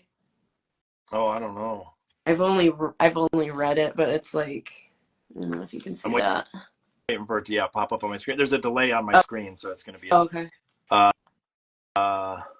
My guess is it should be popping up right about now. Yeah, I don't know. I know the work, but I don't know. Yeah, Yeah. yeah. So like I have a lot of different people that I've looked at over the years. Alice Robinson. Okay. She's probably been one of my longtime favorites. Um, for like contemporary people, I really love Isabella Arsenault, Who doesn't? right? Felicita Sala. Sala. Yeah. Why do I, they all have to have difficult names? All these people that I love. I love salsa though. um, uh, I'm trying to think. So there are like certain people when their books come out, I will definitely like buy them because I learn something when I look at them, I guess. Um, I I actually, this is not just because I'm talking to you. I really enjoy the expressive nature of your characters. Like I always try to get better at that, and I think that I like the little psychological looks that all of your little creatures have on their faces. Well, thank you. You didn't need to say that, but thank you. I appreciate it. And I wouldn't say it if it wasn't true. But no, I'll so send I don't like, you they're a just check in the mail. not. I'm not just a fan, I'm a customer. um so yeah, I think looking at other people's stuff is a really big part of it because I don't know, it's kind of like you look at a piece of art and you see it through the filter of your own brain and it makes sense to you with your own experiences, and I think some of that visually can stick too. Are there artists that would surprise us that like, oh, this is one where you're like, you know what I love, and then it's you know, Hmm. I can't even think of like Dolly or I'm trying to think of like the weirdest opposite of what you do. Um no, I don't like, probably more like the classics. Like I okay. Well, this is kind of interesting. Egon Schiele is Okay. huge. Um, and obviously his work, a lot of the subject matter is not for everyone. So I'm careful who I recommend him to, but just the way in which he renders, again, sort of that like psychological look of the expressions, the way that he does hands, the color choices that he uses for skin, the lines he uses. He's been a huge person that I've spent a lot of time looking at.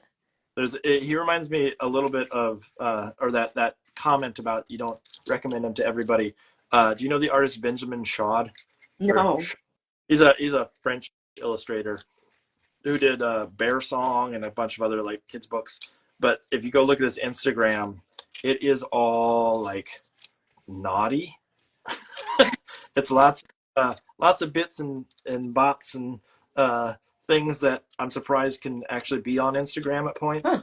Um, and so he's someone where it's like has these lovely kids books, but if some little kid goes and looks at it, I mean, it's nothing that's like it's still cartoony and things of the sort, but like it's one of those ones where you might hold off on showing it to everybody. Let's put it that way. Sure. But his work is like amazing, but it's one of those challenges of like, yeah, you have to be in the right mindset to sort of browse his Instagram Sure. on a.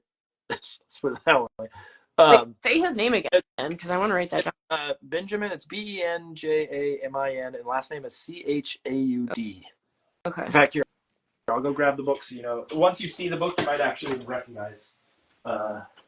It's a big book. If I get it here, sort of. The one that I have is called The Bear Song, and he has a series of them that are this same thing. But I don't know if you can see your screen here. But oh no, I don't know him. Weird. Yeah, it's really fun. Like it's oh my gosh, that's beautiful. Awesome. Yeah, a story of like a little bear that runs into the city and the big bear that chases them, and lots of fun little drawings. Yeah, that's really cool. Read into, but he's got that same thing that like he reminds me, not necessarily that it's exactly like Egon Schiele, but that like, you know, more taboo subject matter with this fine art. Yeah, you gotta hedge your bets on who's gonna like them. Yeah. Gonna go, ooh, why'd you show me that? Are there other things outside of like what you mentioned? You know, a variety of different things that sort of play into your art. But I'm wondering, are there things that like historically have become part of your art? Like, I'm trying to think of like a good example of what I could say in the same. I'm trying to get to the same basic beat, but the equivalent of when I work, I tend to work heavy with shape, and a lot of that is an understanding of like 3D objects and how to twist perspective and how to twist something that I've seen. Like I'm not trying to brag here, but I think I have a very good like visual memory of things. I don't remember street names, but I could tell you exactly how to drive to, you know, this location from here by markers. Okay, yeah. Those kinds of odds and ends. I think some of that is I enjoy understanding an object in the round. And so it shows up in my work, and I look at it and go like, oh, well, you know, architecture, or there's a variety of different things that could basically become my go-to. Like, this is fundamentally how I have come to this process. Are there things that like fall into that range for you? That was a weird, I would say I have like a weird relationship with line. Okay. So I kind of like the challenge of trying to like get the point across using as little of it as possible. And I don't know why, it's just like a fun game for my brain. And I don't know if that comes from like the paper cut or the negative space stuff, but I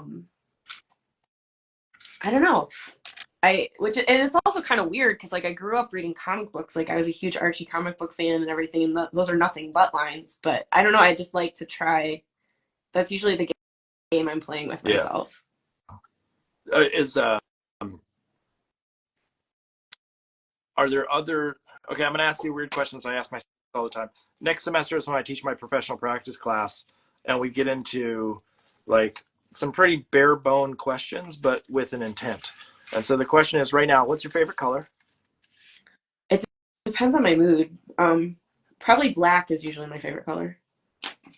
Black isn't a color. You can't use that one. Well, it's not, because, and I'm not trying to be like, my mood is so black. I just like black. Okay.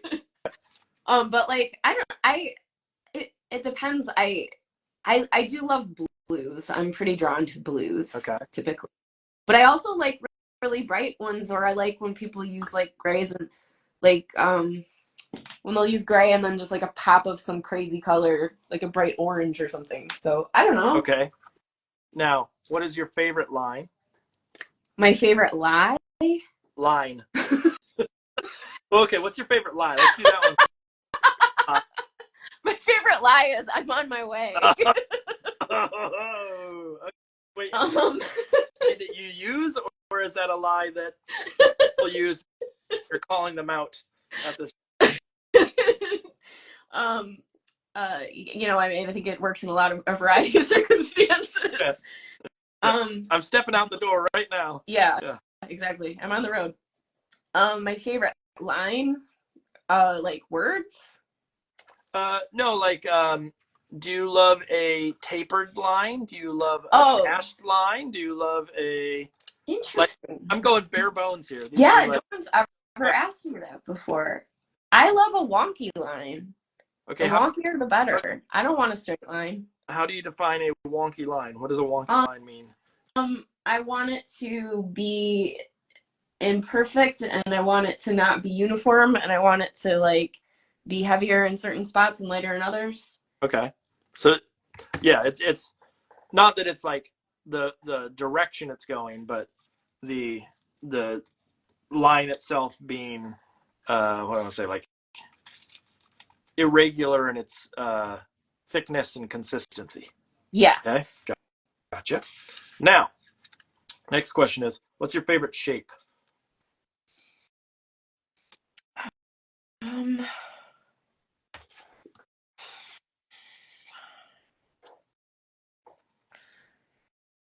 Probably like a teardrop shape. Ooh, okay. Point up or point down? Or point sideways? And if so, right or left? No direction of point. Wait, what? No, like, I mean, it can go... It could go any direction. Yeah, it's just however you put it down. Okay. Favorite... I'm trying to remember what all the other ones are. Favorite texture? Do you like smooth? Do you like something that's really like gritty looking?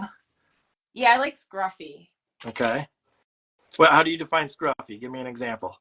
Like more scribbly, more lines, more imperfect. I want to see like the tool of what you're using and what that does to it.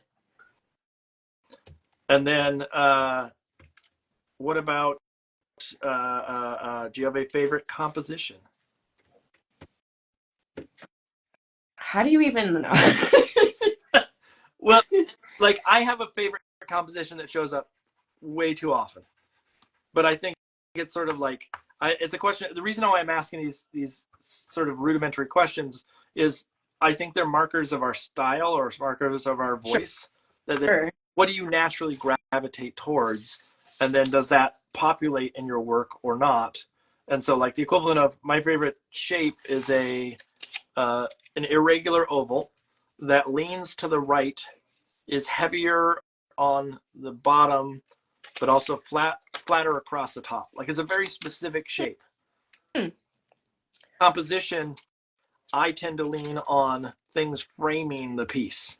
So like something, not necessarily it has to be in the center, but I like to have stuff in the corners of my work that sort of block things in a way. And I don't know why, but it shows up in my work, and I know that I gravitate towards it because I just kind of dig it. Yeah, okay. I get what you're putting down.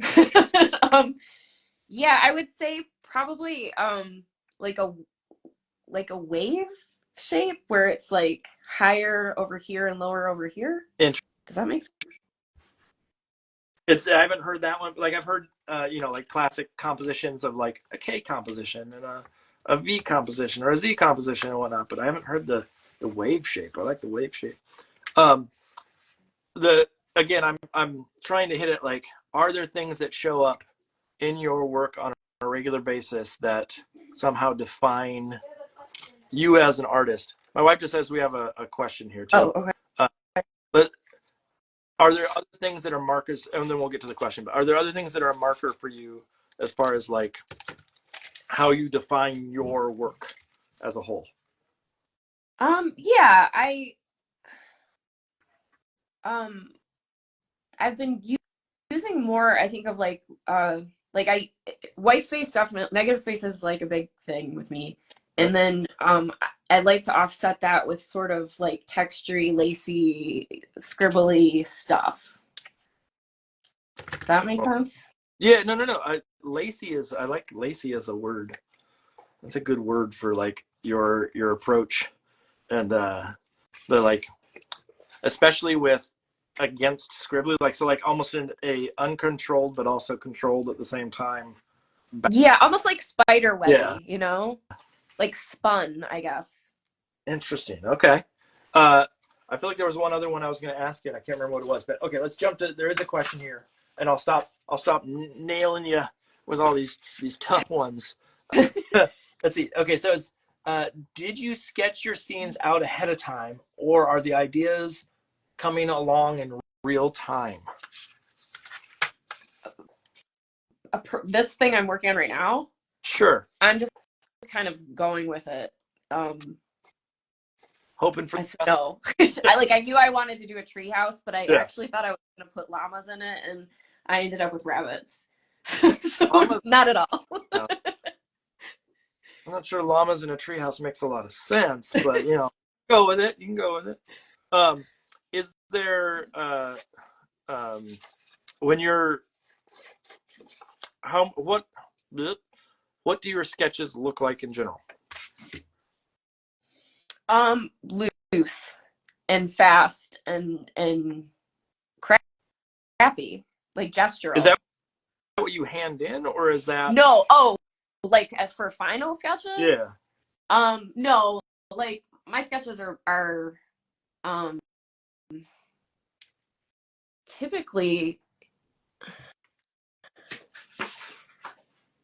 they're like, okay, so here's one that I did for, and actually it got edited and completely changed, but like that's sort of what I handed in.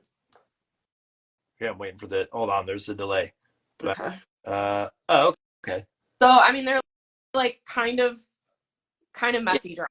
Yeah, but there's refinement in them that they're not so loose that someone would go, "What is that thing?" Yeah. Still some like level of structure to them. Yeah, I'm. Yeah, what do you do? Mine are way too structured, way too. Really? Even with how you're. Well, here's the thing: is all the books I've done so far have been done with paint and not with collage. Oh, okay. So like here's the type of sketch that I would hand in. This for the most recent book, and so wow. I go through and it's it's done on the iPad and I clean it up and whatnot, and so like it's pretty tight comparatively. Yeah. But it's not cool. It's what I accidentally fall into most of the time, and part of that is because it is paint and it's a system I used to use, and now I'm not painting that way as much anymore. Sure. A little bit more freedom in the way that I'm making artwork, and I'm trying to get back to that as much as possible. Yeah. That looser quality hopefully is going to show up a little bit more in the work as I go along. That's the thing, as I really do like those. I understand the point of sketching, of course, and I do find it to be a helpful tool. But I sometimes get bummed out that if I have to like show the sketches to someone else to be approved, then you do have to be, I think, a lot more specific instead of just letting the art sort of happen, which I think something can get kind of lost in that. Yeah. No, that's a challenge for me of I think when I started out in Kidlit, I was way too fixated on making sure the sketch was basically final without color. Sure, same. Without value. And now that I'm playing in a bit of a different medium, it's a little bit harder for me to go and say, here's exactly what I want to do, because in total, like, I've become much more playful with the approach that I have than what I started out with. And so like now it's how can I limit that as much as possible? And I've not gotten good at it. Even in like editorial work that I've done that's been collage based, it's very hard for me to sort of let go. Yeah. That feels natural at this point. But eventually we'll get there. The next book I'm working on, that is the goal, is to like really develop that approach, the looser approach. And actually I even told the art director and the editor, like, my sketches are going to be really loose. And they said, okay. That's awesome. And it's I mentioned this on one of the previous episodes that like I asked for permission, and I know that they would be fine with it, but I needed to hear from them saying it's okay, Yeah. because I'm a person wherein I would overthink it Hmm. unless I'm okay from them, and I would constantly be going in my head going, well, they're not going to like this, they're not going to like it. And now that I got that okay, I can go, okay, they've given me clearance to mess around. That's awesome. Yeah, no, Do you have I'm the same because you do. It's like they're paying you to do a thing, and you don't want to let them down. no? But and Yeah. if they don't get it, then that it stings, and it can cause other issues. Yeah, it's tough. It's tough to know how much to work a sketch, I think. Is there like when you hand in a sketch like that, is there a lot, like one of the things I'm trying to figure out and learn in this process is what kind of feedback am I going to get? Because like when I hand in the kind of sketches that I handed in the past, there's lots of like, oh, can you move this over by a fraction of an inch, or can you change this? It's like minutia, Sure. and in a way, it's very very nitpicky. And I understand. I'm not calling out the folks saying like, how dare they do this, but more so, I wonder if I go looser, will the critique be, hey, this idea doesn't work, and less about like, can you move that foot a quarter of an inch to the right kind of situations. So I'm wondering like, what kind of critique do you get on the stuff that you hand in? It also depends on like who the editor is. Yeah, of course. Um, I like the person that I've worked with the most is through Holiday House, and she's been amazing. She's like super chill, and she really like she respects the fact that we're an equal part of the process. And so I honestly, like, other than I do a lot of like science nature books, so other than like the scientific reference imagery, she kind of lets me just run with it, and I love it so much. um That's, I that's do find that when I have other ones where the art director is a lot tighter or like a little more focused on, like, they want you to know ahead of time like where text is or something. yeah. I struggle with those more.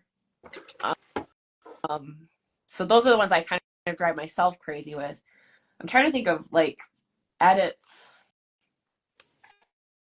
Typically with my edits, because again, like they're science books, so it'll be things like this leaf has to have like Yeah. a razor edge or something. Yeah. Like go back and change that, or like these caterpillars have this many legs. um Yeah, you get hyper specific in those just because it's got to be yeah, scientifically I accurate. I get a lot of that kind of stuff. But I mean, it also depends on the project too, like what the subject matter is. Yeah, so like if it's science, it's going to be a lot more like very specific stuff.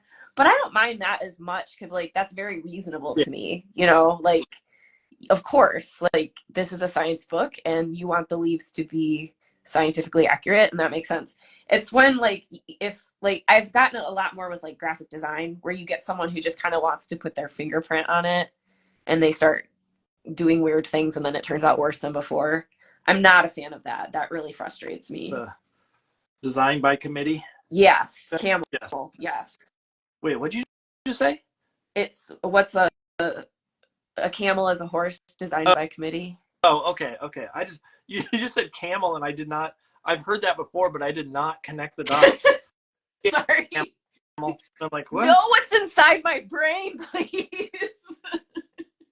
I just saw it. I saw a camel. Yeah, I didn't know what you've been dipping into tonight.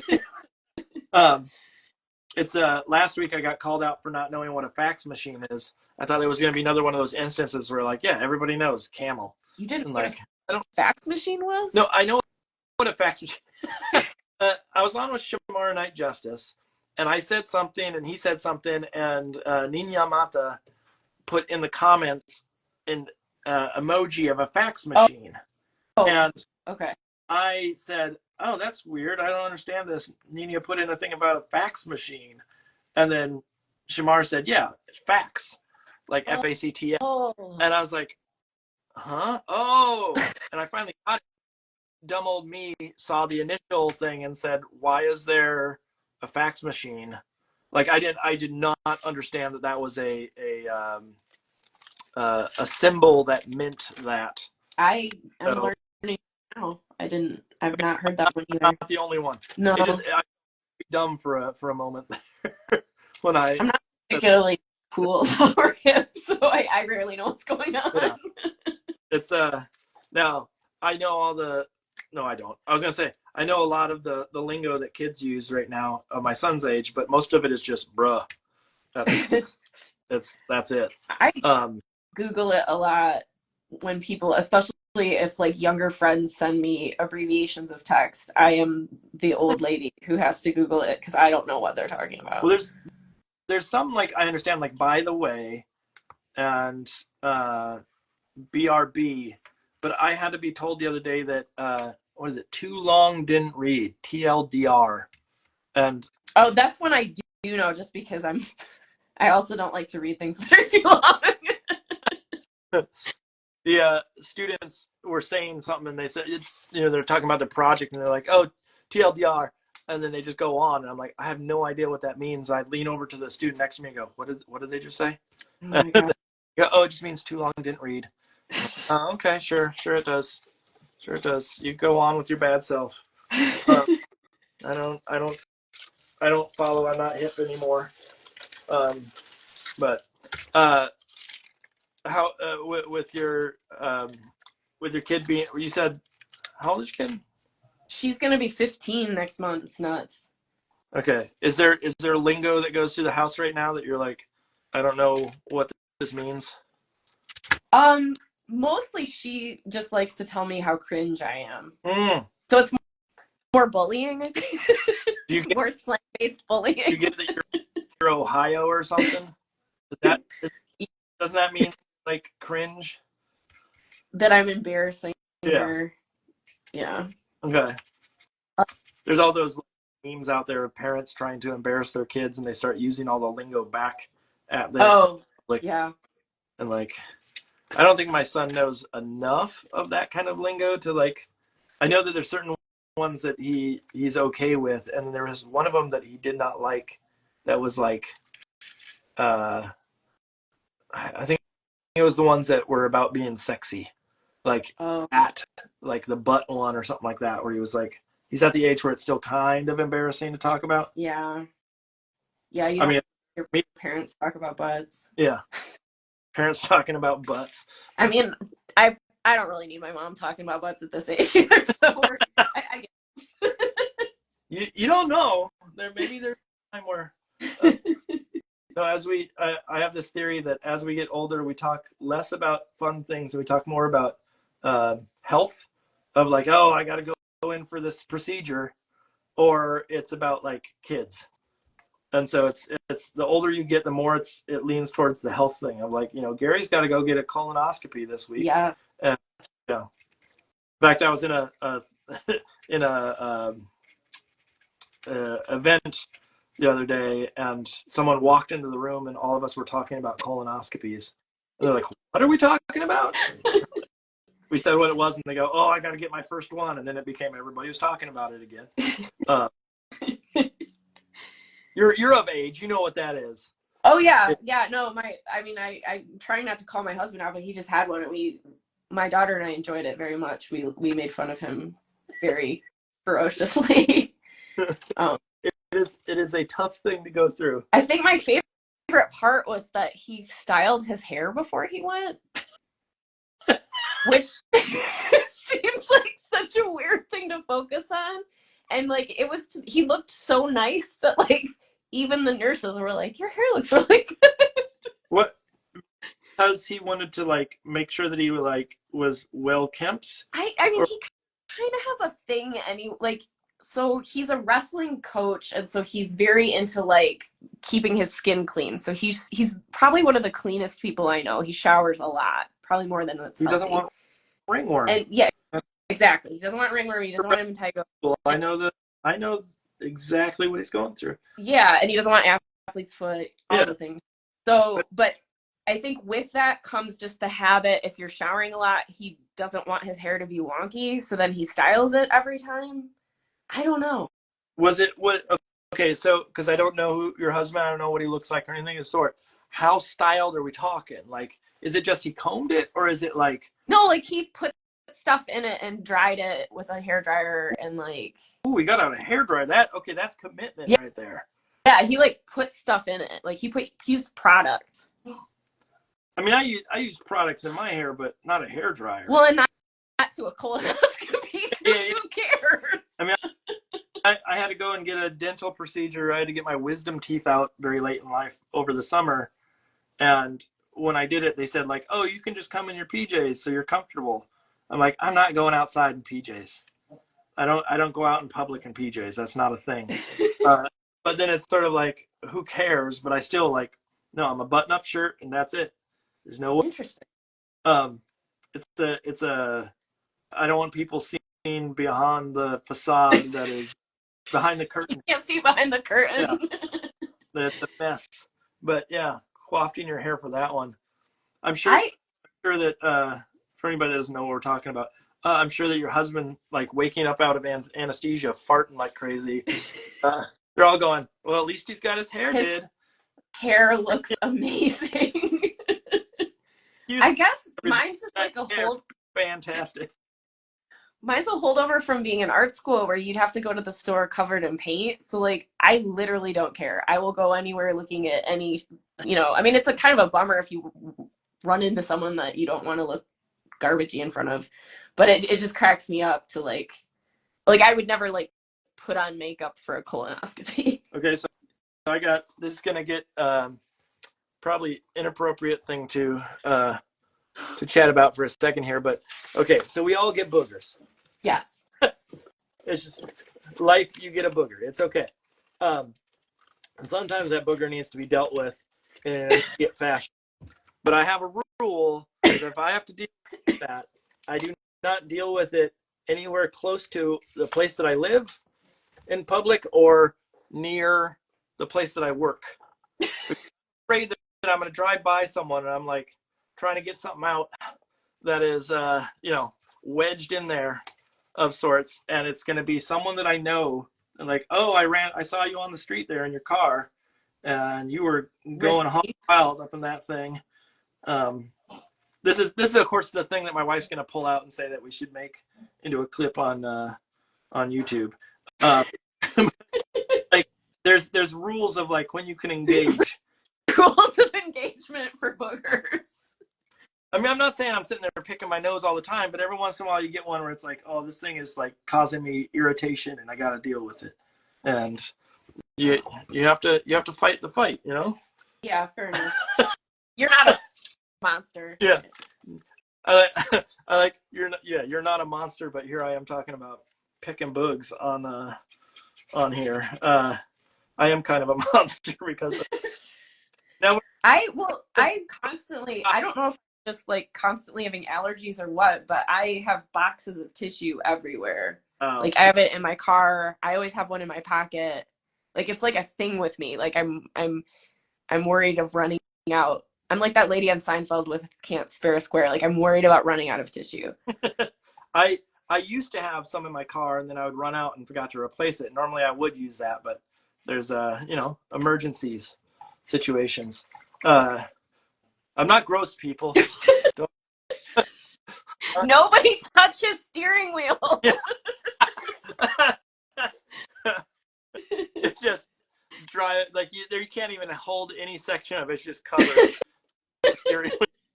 Oh my god! I just totally pictured like the Garbage Pail Kid illustration of that situation. It's like, you got a padded steering wheel, huh? Yeah, yeah, padded. Sure. Okay, that's a horrifying subject, and I'm going to move on. Okay, moving on. Yes, moving on. Okay, wiping your butt. Is there? That's not the direction. I had a piece of color here that I was going to use for something. Did my wife? Did you just laugh at wiping your butt, Lauren? Okay. Just throw these challenging topics for the Well, night. okay, so you said that like people our age are doing the health stuff in the colonoscopy Yeah. combos. The one thing that I have noticed with my mom constantly is like every day she will call me and someone I don't know and have never met has cancer or has died. Yep. Yep. So I get to hear like, and it's not that I'm not empathetic. That's a huge bummer, but it's just funny to me because it's become like a real like phase. Like they're dropping like flies. Oh, it's real funny to you, is it? No, Another classmate. yeah, it's the oh yeah, that's the other thing is too. It's like someone that you don't remember. It's the like, oh, remember that kid that was in fourth grade with you for a week? Yeah. Mother called me and told me that he's he's in jail in Botswana, and you're like, okay, like I don't remember this kid, but no, yeah, I get it. I get it. Yeah. It's our parents are now to the age where that kind of stuff just happens. Well, and I mean, it's got like if I look at it from that perspective, it has to be really jarring when you have like a bunch of people. I don't really talk to people from high school, but she's stayed in touch with them for, a billion years. And then if like four of them die, like, yeah, that would be hot gas. Hot God. Uh, But but after a while, I'm like, God, this is kind of a bummer. Why is everyone, I don't need to know every single person that's dropping like a fly. Stop calling me mom. Right? There's a level of things that I need to know and a level of things I don't need to know. Um, I luck out that most of the folks that I like grew up with, I don't think my parents even really knew like most of my school friends, and so if I hear of anything, it's always like some relative, and that's about it. But I do love gossip, and so I'm a bad person in that way that I really really really love gossip. Like the filthier gossip, the better. And Interesting. uh, like who's dating who's like not necessarily dating stuff all the time, but like yeah, gossips. I like horrifying stories. Like if there's something like the other day I read something where locally they found a dead body in a freezer and part of another dead body, and then the person that they were pursuing is also the person of interest is also deceased. So it's like, what's the story with that? Oh, And where's the other part of the part of a person missing? my wife and I at one point went to Niagara Falls. My parents said, "Hey, we should just take a fun trip together." It was before we had our son and everything. We're like, "Okay, we'll go out." And it was we could drive to Niagara Falls. They had never been, so let's go. And when we were there, have you ever been to Niagara Falls? I have, but I was like 13. Okay, so they have the American side and they have the Canadian side, and we went over to the American side, and um, we were on the Canadian side. Not that that really matters of any sort, but we went over to the American side, and I remember thinking at the time, like, there's spots where you can just like walk into the falls if you wanted to.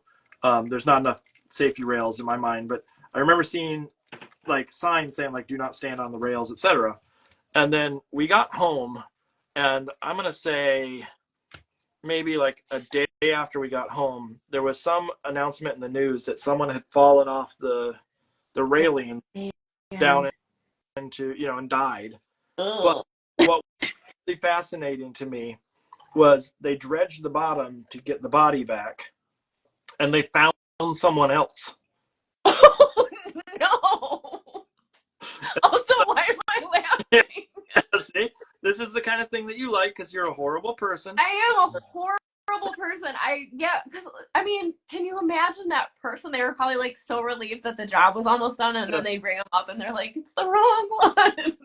Put them back. So did they find out like it was just like a missing person? Yeah, someone that they didn't know had gone over at some point, maybe like at a, at an hour when the park was closed, or I don't know, but yeah, they found an extra, and and to me, like, yeah, it is sad, but at the same time, that's kind of funny. Well, That like it's sad, but like most people die in a very normal, boring way, and like that's got charisma. That's an exit with charisma. that's a way you're gonna go. Yeah. Okay, so I'm gonna ask a question. This is a dark question, but it's also meant to be lighthearted. Um, what funny way or challenging way, different way, let's put it that way, do you think you'll go? Um, I will take. I will fall. I will take Are you a fall. falls all the I time? fall constantly. I have fallen down the stairs multiple times at my house. Um, and it was funny too because at the time I lived by myself, and so I know that they're trying to be like really sensitive, obviously, to like how horrible domestic violence is and stuff. But like they questioned me multiple times to see if someone had pushed me, and I was like, no, this is just who I am. Um, I have fallen out of No, we the don't believe tub. you. No one's that dumb. I know, right? I've fallen out of the tub and hurt myself. The worst one was so when my husband was in high school, he played the trumpet, and my daughter had been Still married playing with what? him? Sorry, I said, and you still married him? I know, right? Um, well, he had such nicely styled hair, so Ouch. um, Yeah.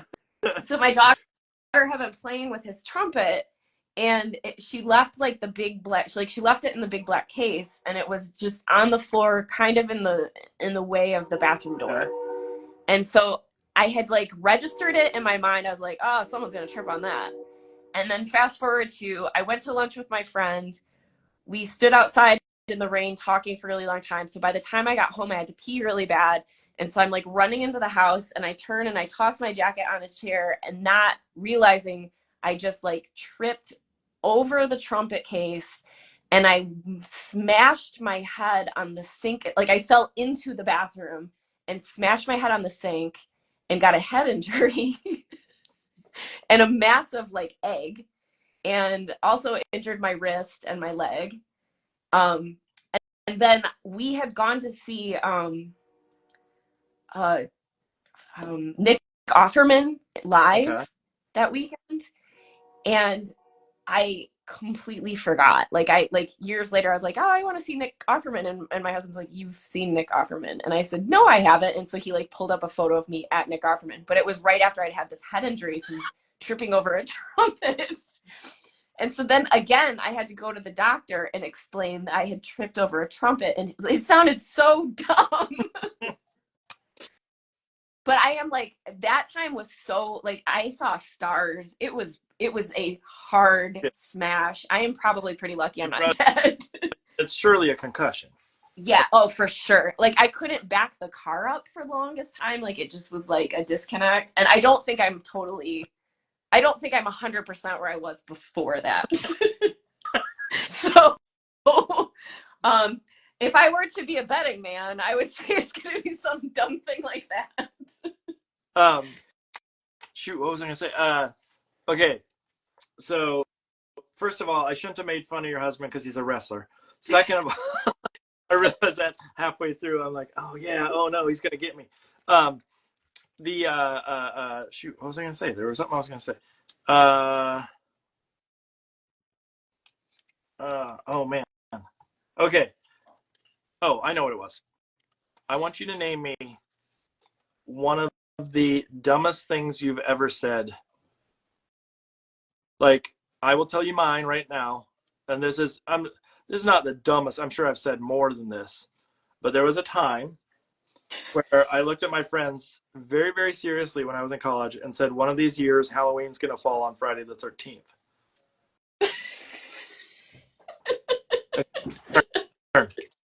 Oh, that's a bummer.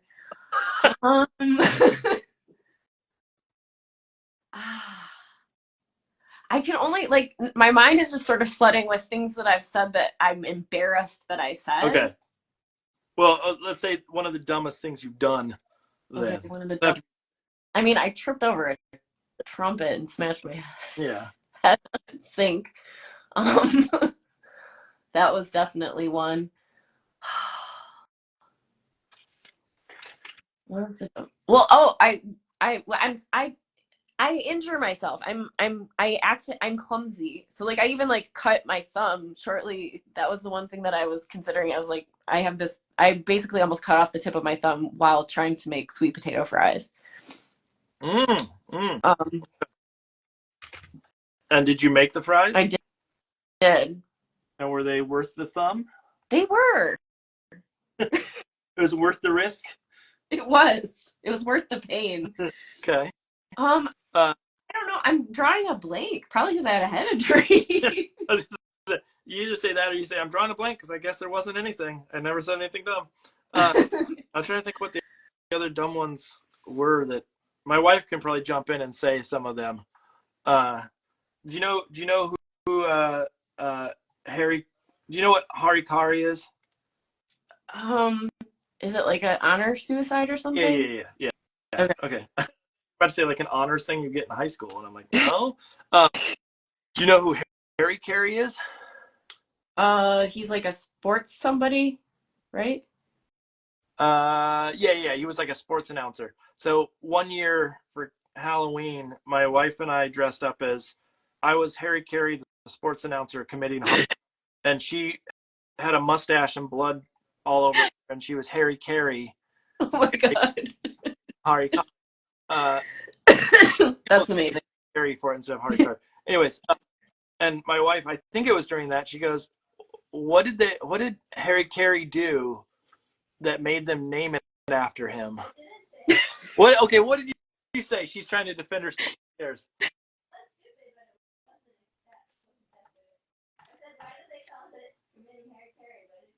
Oh, she said, why do they call it committing Harry Carey? What did he do? That's still pretty. I mean, it's still pretty. It could have that. That's an understandable one. She's, I still love her. I still sometimes we have to let her outside a little bit to experience life. I think that the costume concept though, that's pretty incredible. Well done, guys. We used to be really, really good at weird costumes, or like would pick fun things. There was a year that we went as Conan O'Brien and La Bamba doing in the year 2000. Like, do you remember that? No. Oh, they just put on these collars and they would put flashlights underneath their faces and they would say in the year 2000, and then of course it was already past the year 2000, and then they would say like silly things of what it would be like in the year 2000. And so we did that one year. There was a year where I was the front cover of the Bruce Springsteen album, so it was just my butt. Oh, the kerchief in your pocket. You looked at me at the right angle. I was the cover of that. There was a time where I wanted to go as the collapse of the Berlin Wall, but I never did. There was a year wherein we dressed up as the Great Pumpkin, Charlie Brown, where Charlie Brown's in a ghost costume and with a bunch of holes cut in it, and Lucy or whatever is in a witch costume. And we were like, oh, this is a fun costume. We made these beautiful costumes. My wife spent forever on the making the mask and all this stuff. And then one person showed up to our party. Oh. So the next year we went as our costumes from the previous year, and we just painted teardrops. So that was our costume for the year. Of course, you had to know that like that happened for those to pay off. That's amazing. But then you get to explain it and make everyone feel really bad. Wait. Hold on one second. Lauren, what? We were dressed as ourselves 1 year ago? Oh, yeah. That was, okay, I got you. She was just saying that was the official, like, how to describe this. We were dressed as ourselves 1 year ago. So costumes with. Oh, it's so sad.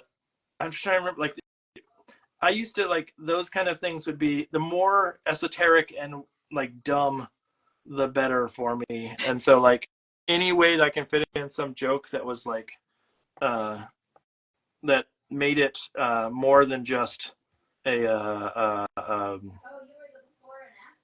oh, that was a good that was a good. I should find that photo. There was one year where I went as a before and after photo, and so I got giant pants, like size like 60 waist pants, and I held out the waist. You know the classic photo of like Yeah. I used to wear, and I got a giant sign that would hover over my head that said after, and it looked like I lost a ton of weight. Like, those were the kind of like costumes that I don't want to go as like a superhero. I Yeah. want to be a kid. No. What's the weirdest costume you've ever go? What? Is it the weirdest costume you've ever had? So my friend had a party where it was a mustache. It was a celebration of mustaches for her birthday. And so everyone was taking that theme to do whatever. And so I went do you remember that meme of the guy who had the mustache and the hair ran down his body into the shape of like Yes. a cat? And I think like his belly button was the cat's butthole. butthole. Yeah. So I found like a skin colored shirt and drew all of that on it and then like fake nipples, and I won the prize. Nice. Which was a thing of gum and some other stuff that's probably not appropriate.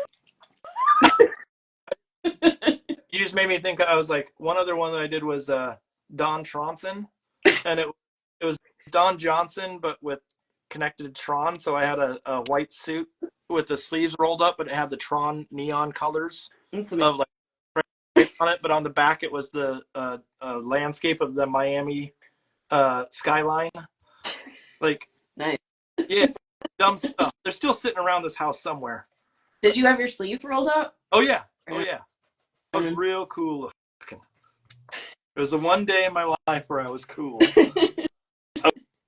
Okay. You said that you got bullied.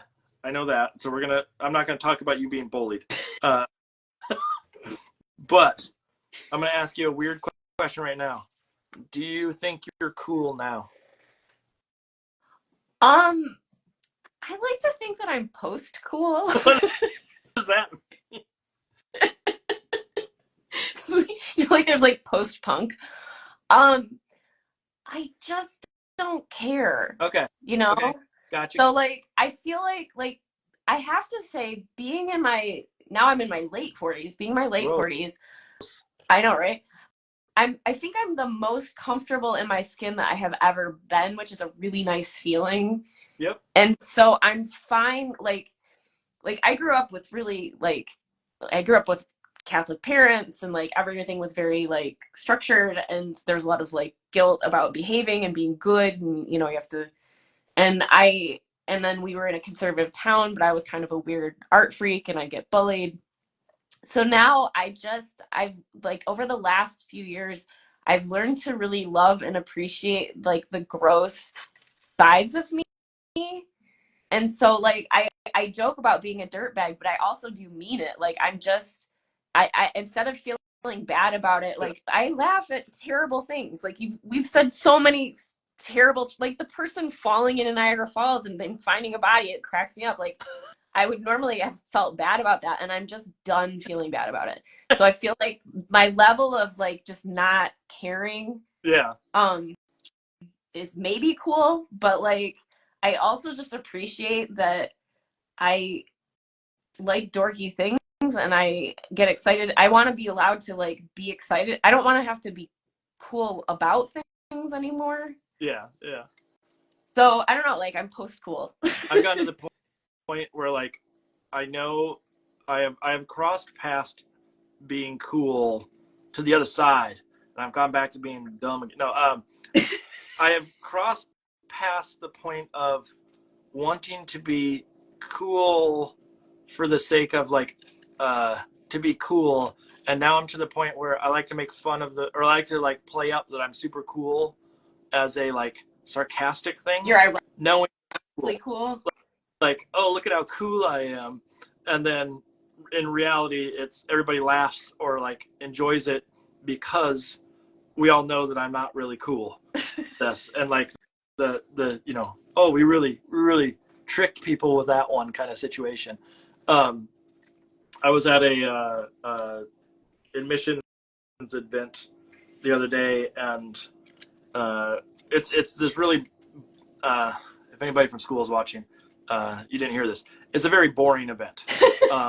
Getting up with some other chairs and explaining like, this is how our academic program works, and this is why our school is better than every other school, like because we really care, blah blah blah blah blah. But there was a point where I was like, man, this is like kind of boring, and I want to figure out a way to jazz it up. And so I was really contemplating doing a cartwheel out to in front of the crowd. And I gave up on it because I that if I did a cartwheel, it would not have been. It would have, it would have been a. When's the last time you did a cartwheel? What? When's the last time? Yeah. Oh, like when? Oh, I don't think I've ever done a good cartwheel. I think that's the part of the problem. But you're just gonna roll it out now. Well, my theory was like, you go to this event at a college, and then like you go to another college, and like, yeah, it's sort of the same thing. But like, if you go to one and one of the chairs of the school does a cartwheel out in front of everybody, you're gonna remember it. It is definitely gonna stick with them. Yeah, and so what I did was I got out there and told them I was going to do it, and I said, okay, everybody, what I want you to do is tell everybody on the outside that I actually did a cartwheel, and like how crazy it was and how impressive it was. And I don't know if any of them did it, but like it's that like crossing over into this is so dumb that hopefully it is kind of like it's like me saying I was going to do this cool thing, but I totally can't do this cool thing. Not that, I don't even know if a cartwheel is cool. Let's put it that. not like you're in junior high. Can you do a cartwheel? We're not cool, and you can't just sit at our table. Never that. Do you think you would be friends with you? Like, would your old self, not your old self, that's it, your previous self, do you think you would be friends with you now? I think my childhood self would be proud of who I am now. What about your college age self? I think I was kind of a dick in college. So like I was just like I was pretentious about a lot of stupid things. So they would probably just think I was a dork. Yeah, gotcha. Because that's when I was like, I was very serious about art, and I was also very serious about music, and yeah, like everything was very serious. Dumb, stupid. I have a thing that I've said on here before, but for those who have never heard it before, a thing that I call crotch punch music, which is if my college, when I was in college, I used to listen to a lot of like post-punk, hardcore, emo, but like Midwest emo from the early not the like eye makeup emo, but like I don't know, like Falling Forward and Promise Ring and stuff like that. Anyways, I'm not even cool enough to know who those are. Well, you should. Promise Ring is from the Midwest. I think they're from they might be from Wisconsin. I was gonna say I think they might be from Michigan. Anyways, so I was into that kind of stuff, and then like now I listen to crotch punch music, which basically means that if my college age self came and heard me listening to the music that I listen to now, I would punch myself in the crotch. I love it. And so that's the kind of music that I love now, where it's like, oh, you know what I could really go for right now? I could go for some Wayne or I always on Denver, but like there's other things that are in that echelon of I'm trying to remember there was something recently that I was like, I got to hear this song again, and it was in that same ballpark. Um, is there is there something? Do you have a crotch punch music or a crotch punch something? Um, Let's get the well, like it's so funny that you played Wilson Phillips because it's a big joke between my best friend and I because it's such corny. They were so corny, but we loved them, but they were corny. And so like one year for my birthday, she like not that long ago, she even got me their CD. Um, and so now when I hear it, it makes me happy because I think about laughing with her. But I mean, yeah, like back then I would have been like, oh my God, Wilson Phillips. Yeah, like how could you? I mean, come on, it's got the Wilsons and the Phillips. Brian was it Brian Wilson's kids and John Phillips? Is that I think so. And then Carney Wilson was on there, and then she had her own talk show for a minute that I would watch every day after school. mm. Okay, do you remember Marsha Warfield? I don't know. Did you ever see Night Court? Yeah. You know I love the black woman who was the bailiff? Yes. She had a talk show for a while. Did she really? Yes. That's so funny. That's one of those ones where like, yeah, most people don't remember that as a thing, but I remember she had a talk show back in the day. Like of all people, Marsha Warfield, you know, that big hit star that we all remember. how they talk show. Yeah, didn't Tempest Bledsoe have one too? Wait, who's Tempest Bledsoe? She was one of the Cosby kids. Oh, that was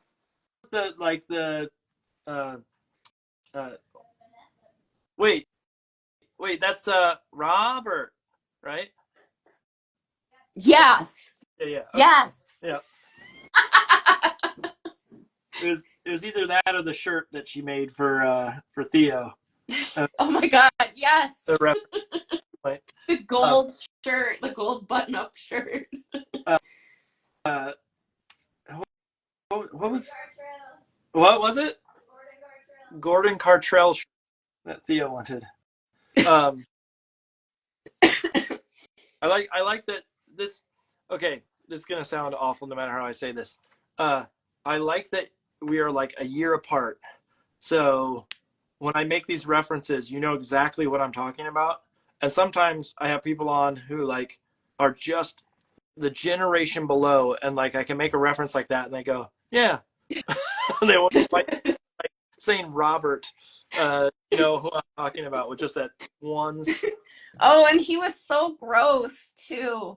He was so much. Oh yeah, I like have like a visceral reaction to that kid. Wait, to which kid? To Robert. He was because he liked her so much, and he was too much. I don't even remember what he looked like. I just remember that was the one with Stevie Wonder.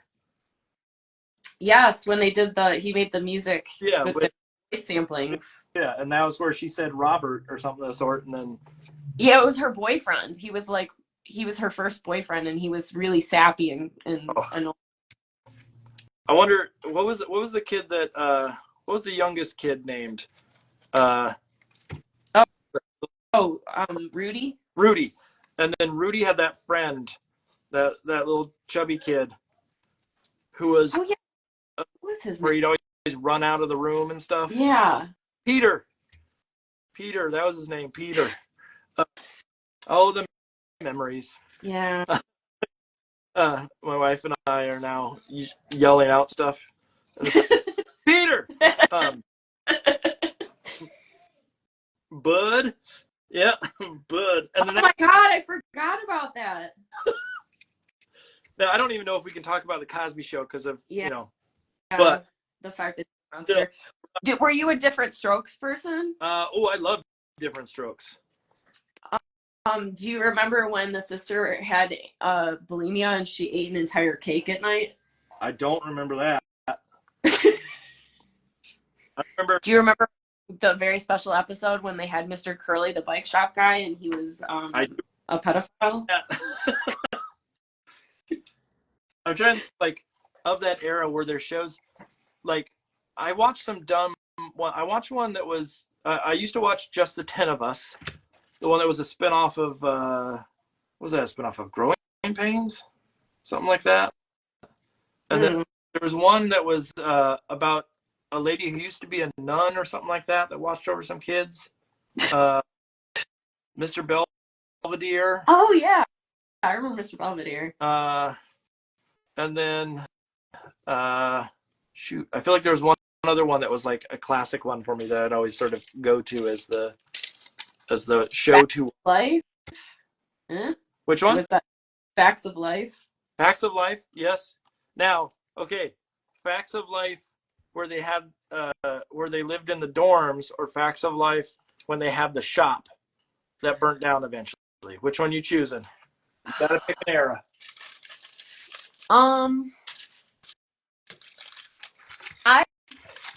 Okay, so as an adult, I would say the one where they live in the dorm. But as a kid, when they had the store and they redid it in a bunch of like 80s pop colors, and then they had that kid, Andy, that came around for some reason, I had a huge crush on him. So like if I was that kid blonde? What? Was Andy blonde? Yeah, I think it was like Mackenzie Aston or something. Okay. And so I had a huge crush on him. So at that time but I actually, like, if I go back and watch them, I think it's because I never lived in the dorms, so I always thought that was sort of an interesting setting. Okay, now you mentioned something, we're gonna go there. Since you had such a big crush on Andy, I've on here named crushes that I had, or a crush that I had at one point, which was Amy Grant. Oh, the singer. Baby. Yeah. Baby. I mean, I was young, and I don't anymore. Okay. Last week. Yeah. Don't you dare talk about my Amy. Okay. Besides Andy, who you got? Oh, so I had a huge thing for the main kid in Goonies. And Sean Austin? Corey? Yes. No, Sean Austin. Okay. To the point where, like, when I thought his asthma inhaler was hot. Okay. This is where... So, like, anybody who has breathing problems, I can't explain it. I just, like, I just thought he was so dreamy, and, like, even his asthma inhaler was cool, because, I don't know. Anyway. So that was a huge one. Earlier tonight, when you said you couldn't think of something dumb you've said, well, I found it. All right, you're right. It just took time. We just had to suss it out. I can hear my wife laughing about that. Oh, cool, Lauren. Thanks. Said my wife. I was also recently thinking that, like, my generation of girls all had massive crushes on Joey Lawrence. Ooh. During his Blossom era, when he tried to be a pop star for a minute. The whoa, or wow. Yeah, whoa, yeah. And that's just, he's so dumb. Like, it's so silly. That was the point, though. He was supposed to be just a pretty face. But, like, even as a human, because he tried to be a pop star, and I remember, like, swooning over his music video and stuff, and now that's a good crotch punch thing, just reverse crotch punch. Few goes back and hits a teenager in the crotch. Yes. We need to track down the middle school version of me and be like, no. Stop. I can hit you, I promise. I'm trying to think if there was any other, like, I mean, as a boy, Winnie Cooper. Oh, yeah. Fred Savage, man. I mean, straight up, I don't think even just as a boy. I think there were a lot of people that had crushes on Winnie Cooper. She's awesome. I wrote a fan letter to Fred Savage because I had a huge crush on him through the mail. Did you like what was the Nintendo movie that he did? Was it The Wizard or? Yeah, it was The Wizard. Oh, I don't think I saw it. Oh well, again, you're gonna go see Garfield Kids, and you're gonna see The Wizard. The Wizard's about a Nintendo, the NES and a competition for kids, and it was like the introduction of the Power Glove. Oh. Um, so now you got some good heavy, deep, really emotional, evocative films. The Homework. Man, I feel like okay. Now here's the question I asked someone else, and they said I forget what it was, and I made a joke about it. Did you ever have a crush on a cartoon character? Yes. In Anastasia, The bat? the yes. I was like, he can fly. He's got a great sense of humor. Okay. No, like the main dude in that. The truly embarrassing part is I think I was like a full blown Z like older teenager when that came out. So that wasn't even like a kid. That was just, you know. That was problematic in more ways. Yeah, that's problematic in different ways. Who was your cartoon crush? See, okay, that's a challenge because I'm trying to think of who. I mean, Bugs Bunny as a girl, no. Uh, you know what? I would probably put it on. There were I don't even know if I can name the specific one, but there were a lot of like '60s like cartoons that I really loved. Like there was one that was about a dune buggy that turned into a person or something, or like it had a I don't remember exactly what it was, but they had a lot of like '60s vibe, like the equivalent of I'm trying to think of like what I could. I don't know. I feel like there weren't a lot of like crush material for cartoons. Well, like Daphne from Scooby Doo is hot. Yeah, yeah. I mean, Daphne is definitely over. What was the other one's name? Um, There was Daphne. Was Velma. Velma? Wait, which one was the one with glasses? Velma. Oh, well, then Velma. Oh, nice. Yeah. You don't go. It's the Marianne Ginger thing. Yeah. Like Ginger's supposed to be the sex spot, but we all know that Marianne's the one that like that's the girl next door situation. But see, I like Ginger because she's sparkly. Yeah, but that's not practical out on the island. That's true. I like this conversation has got real. Like, now, okay, going back to Kidlet. No, okay, hold on. So, did you watch a lot?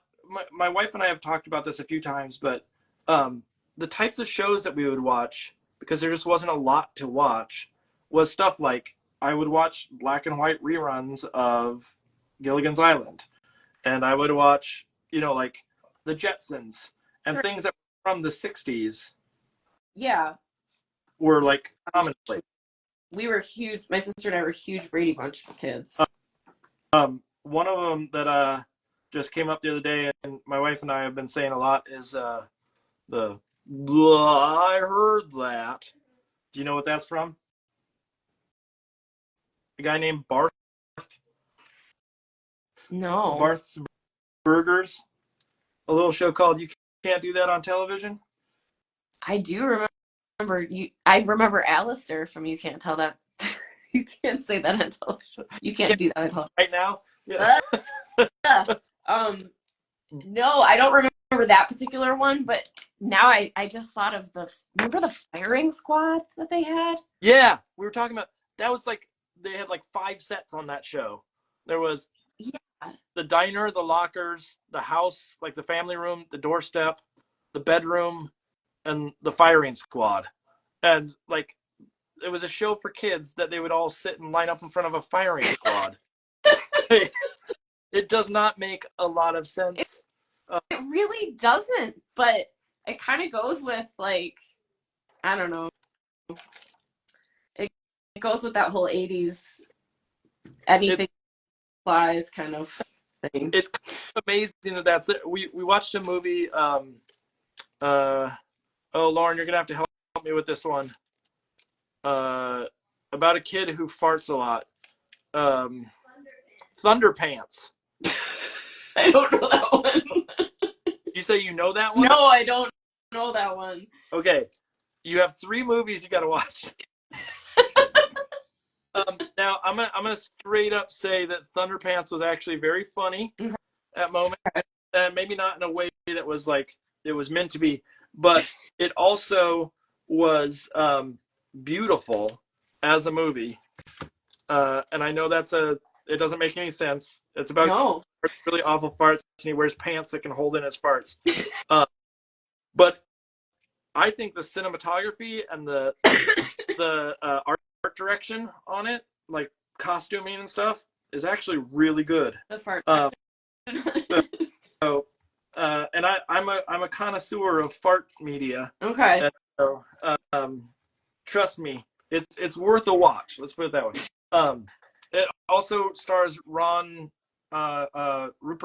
Grim, Ron Weasley from Harry Potter. Okay, I like him.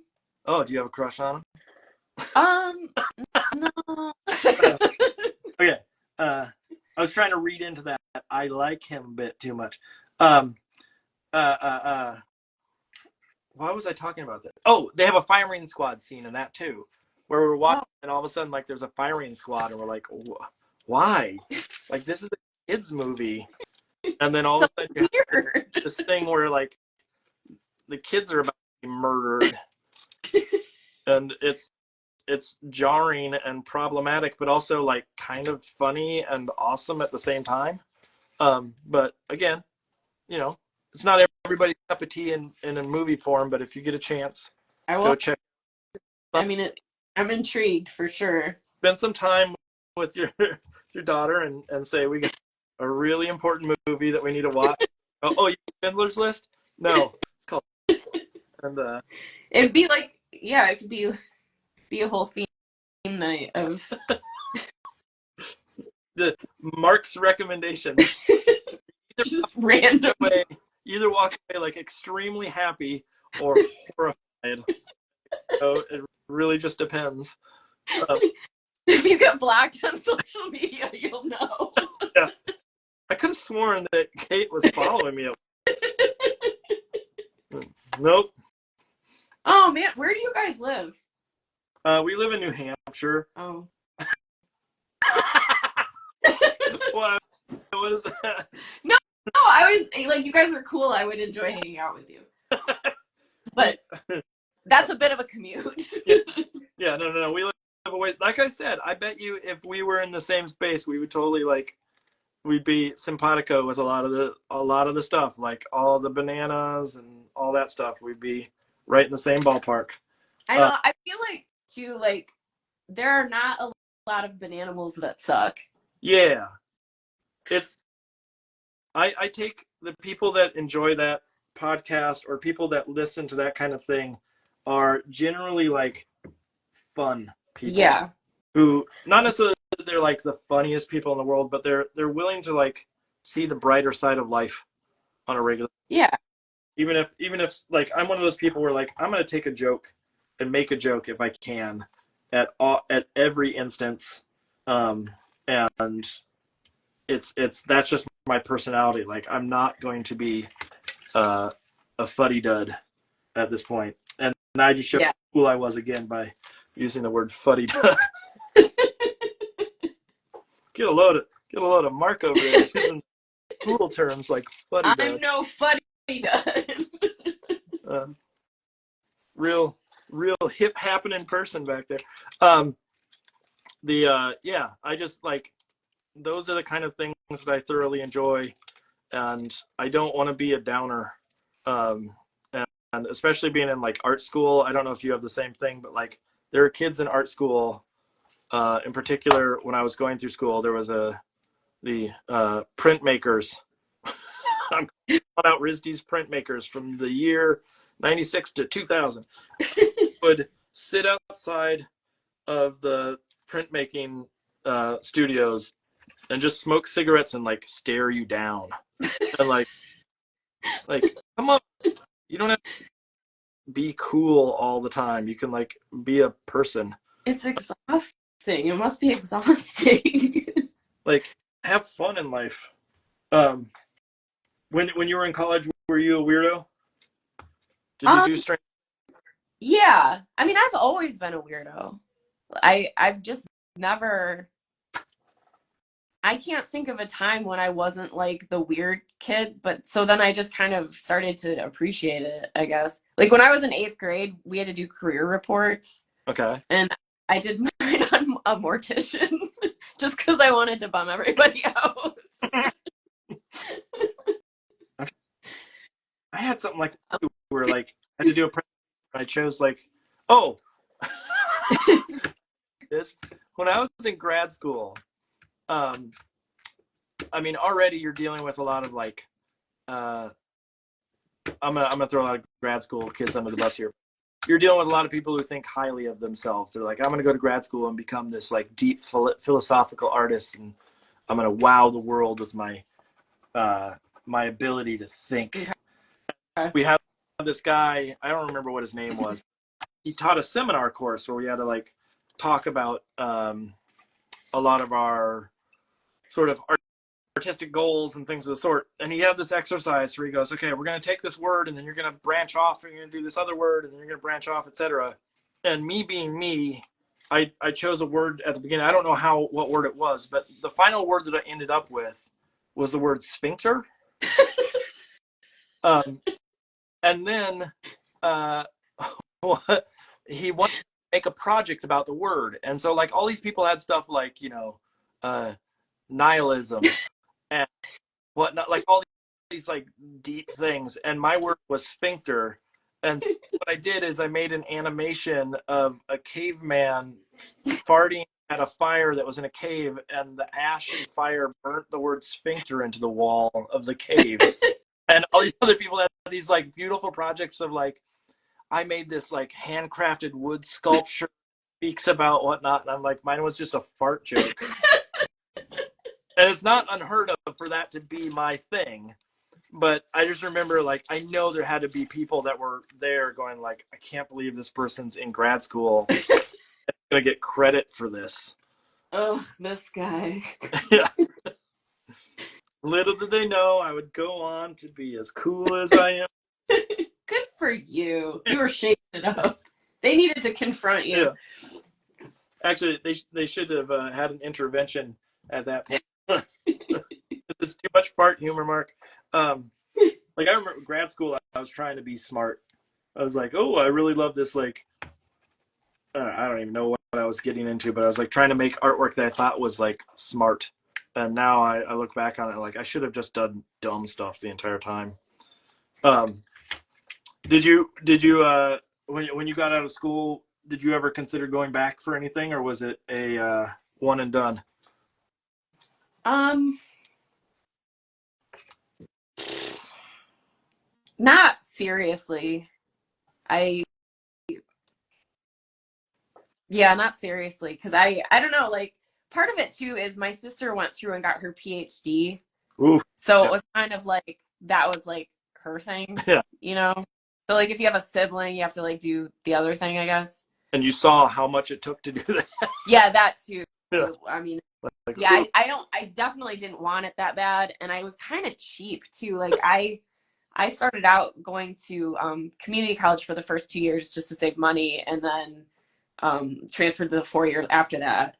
And so I don't, yeah, like I couldn't like, I didn't want to teach and I didn't want to be in academia. So like there wasn't really a huge reason. And it's not like I wanted to go off and like be the director of a museum or yeah. something, you know, or a gallery. So I just want to make stuff. I like the just the oh, I'm kind of cheap. Yep, no, makes sense, makes sense. Okay, now here's the question that goes off of that though. If you had to go back for something, what would you go back for? Entomology, Wait, what's that? Is that study of bugs. bugs? Okay. Wait, books or bugs? Bugs. Bugs. Okay. Yeah, yeah, yeah. Okay. That's right. Why? Oh yeah, you like worms. I Yeah, saw that. I like bugs. I was a beekeeper for 4 years. Um, I when I was a kid, I had bug collections. I wanted to be an entomologist, but I wasn't confident enough in my in some of my science courses. Like chemistry was really hard for me, and you had to take a lot of just there were certain classes that I just wasn't too sure about. But that's the best part about a couple of the books that I've done now that are science based. A lot of them have to do with insects, and I've kind of got the best of both worlds. Yeah. Is there a bug du jour right now? A bug that you're like, this is the cool bug of the day? Um, I like moths a lot. I like that they're kind of night butterflies. Um, I am sort of going through like an ant phase. I've been sort of in like just I just learn about them for funsies. um, the only thing that's so funny is I love bugs so much, and I loved being a beekeeper. It was like the coolest hobby. I have an arachnophobia. Like I just can't. I really struggle with spiders. Is there if you if do you no if you have a crush on a bug, what's your bug? Um, what's the hottest bug? That's what I'm asking, but that's why I had to stop for a second. I was like, do I or do I not? And so, yeah. What's that? What's the Joey I think Lawrence the bugs? Come I on. think some of those the orchid mantises that they look like flowers, but they're not. And I like that they're creeps like that. Like I like that they could be staring at you and you're just like, oh, it's a flower, and then they go and like bite someone's head off. Or I don't know. I like it. What is that called? Something mimicry.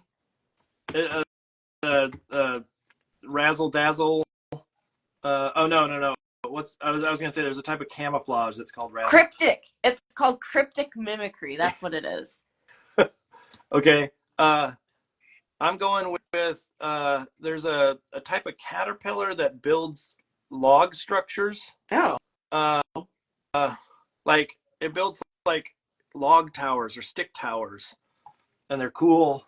But I also think worms are pretty amazing. And I'm trying to think if there's I do like stick bugs. I don't like a lot of bugs. I don't like larva stage. I don't think bugs should go through a larva stage. Those are You have fun disagreements on larvas. Yeah, I mean it's not their best look. they didn't get dressed up for a night out on the town. For my one of my I did the dirt book, and it was creatures that live in the earth, and I really had to confront grubs, like, and they're kind of just the worm of larvas. They're just so no and weird, and so I started to think of them in terms of this is gonna sound so weird, but like fruit. So I wanted them to be like, I wanted the art of them to be attractive, even though they're grubs. And so then I kind of started looking at them in a different way, like as if they were fruit. And like, you know, like if you cut up a kiwi and they have like all the little polka dots inside and stuff. Yeah. So like I tried to look at them like through that, like through those lenses while I was having to study them, because they are kind of gross to look at. I just remember, like I think bugs in general, there are moments in my life that have haunted me. Like I do not like slugs. I do not like gelatinous creatures. Oh. I think it boils down to like a moment in my life where I was in Canada and on a fishing trip, and I opened up a cooler and there was a slug there, and I think I put my thumb on it and it ruined me for life. Oh, but so like version. Yeah, I don't. They're gross. But there was a day that this also gets me. There was a day where I came home and we had two cats at the time. We still have two cats, different cats. But I was like, oh, one of them kicked a poop out of the litter. And I went to scoop it up with a little scoop, and then it wiggled. Oh, no. And I was like, no. Oh. And I don't know what it was. I don't know. It looked a little like a larval stage, but chocolatey. No. Yeah, and that in turn like made those not appreciated. Uh, so yeah, I can do without. Okay, so since I just said I can do without, you gotta murder, and I'm saying murder one animal, critter, whatever it may be on the planet that you don't think should be around anymore. What's it gonna be? Human. Woo! Um. Okay, which one? Specifically. Let me think. Animals that I don't like. I know. Okay. I cerebrally know that sharks are just doing their thing and that we should just let them, like they're important and whatnot. But I hate them. I hate them so much. I've had nightmares about them since I was little. They ruin the ocean for me. I am just not. I can't. It would be sharks. Yeah. Okay. Like, what was yours? As in that you don't want to go swimming in the ocean because you're afraid of sharks. Yeah, like I love the ocean, but it never escapes my mind that like I don't know. I spend too much energy worrying about sharks, which is stupid. Okay. Is there have you been in the ocean? Because you're in Michigan. I'm not calling you out being like, how dare you, but I just like, have you had the opportunity to get in the ocean at any point? Like I'm not like I haven't like scuba dived or anything, but I actually a couple years ago I did a residency in Cornwall and I would just like go and like hang out and put my feet in the ocean like every day and it was awesome. And did a shark get you? And a shark completely bit off my left foot and now I have a robotic foot. No, yeah, but I did find little like I found their little shark egg cases on the beach. Yeah, I don't like those. What are they called? Like mermaids purses or something? Yep, mermaids purses. Yeah. So that was very again like I was like, oh man, ruin the ocean. Is there what was I gonna say? Is there oh I just mixed the wrong color. Is there a type of shark in particular? Like here's the reason why I ask is like, yeah, I don't want to be in the ocean with a great white. I get that, right? Everybody should understand that one. But like, there is part of me that secretly wants to like say that I swam with a shark at some point, but it would have to be a certain type of shark. Like I would not want a tiger shark. But if I could swim with like a little tiny shark, a nurse shark, then yeah, like I'm cool with that. I just don't like them. I don't like their faces. I don't like their creepy eyes. I don't like their teeth. I think hammerhead sharks are disgusting. Like, it's terrible design. Yeah, designed by committee. Yeah, exactly. Yeah, I just don't know. And then like on the other side of it, I am obsessed with octopuses. Like I think that they are so miraculous and amazing and all of the different weird things they can do with their skin is awesome.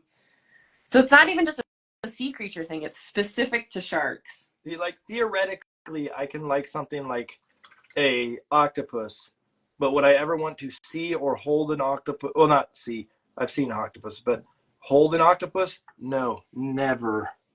And my theory is that if it can put its eyes back in its body, or in the case of an octopus, like they can fit through any hole that their beak or their heart can fit through, and like to me that's problematic.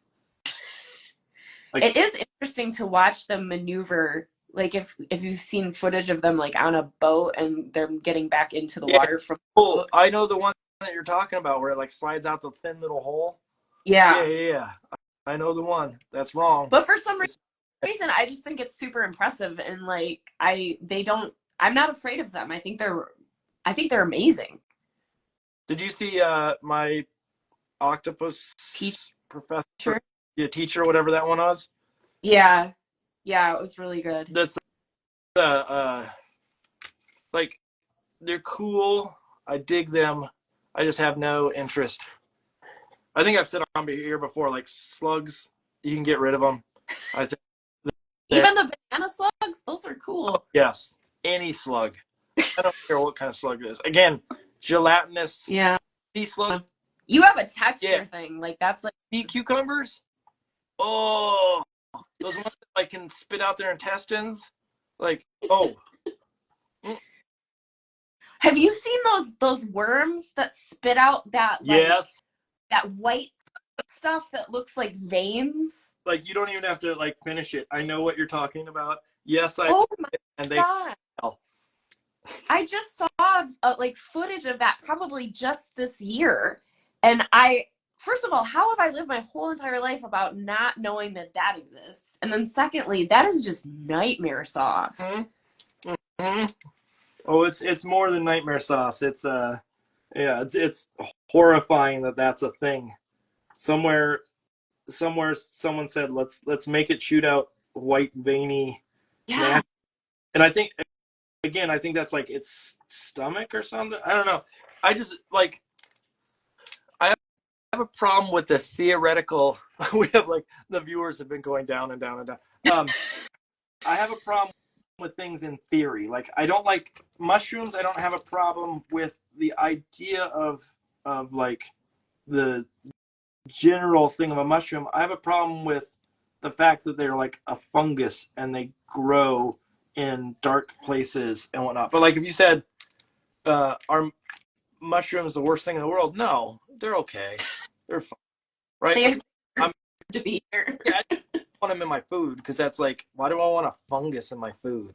Like that doesn't make sense. But what were we just saying? Like those things that like shoot out that white, like who decided that? Oh my God, it's horrifying. It is literally like it's like small scale tremors. And yet you're okay with a lot of bugs. Yeah, bugs do some pretty weird things. But that's the thing that I like about them is there's always there's always really weird, like bugs and animals in general. There's always some weird thing fact or whatever that is so fascinating. Okay. And a lot of the time it's like dark stuff, you know? So I think it just sort of appeals to like my creepy side. If you could take on one animal trait, like you could pick any animal in the world and you get its like its main trait as your thing.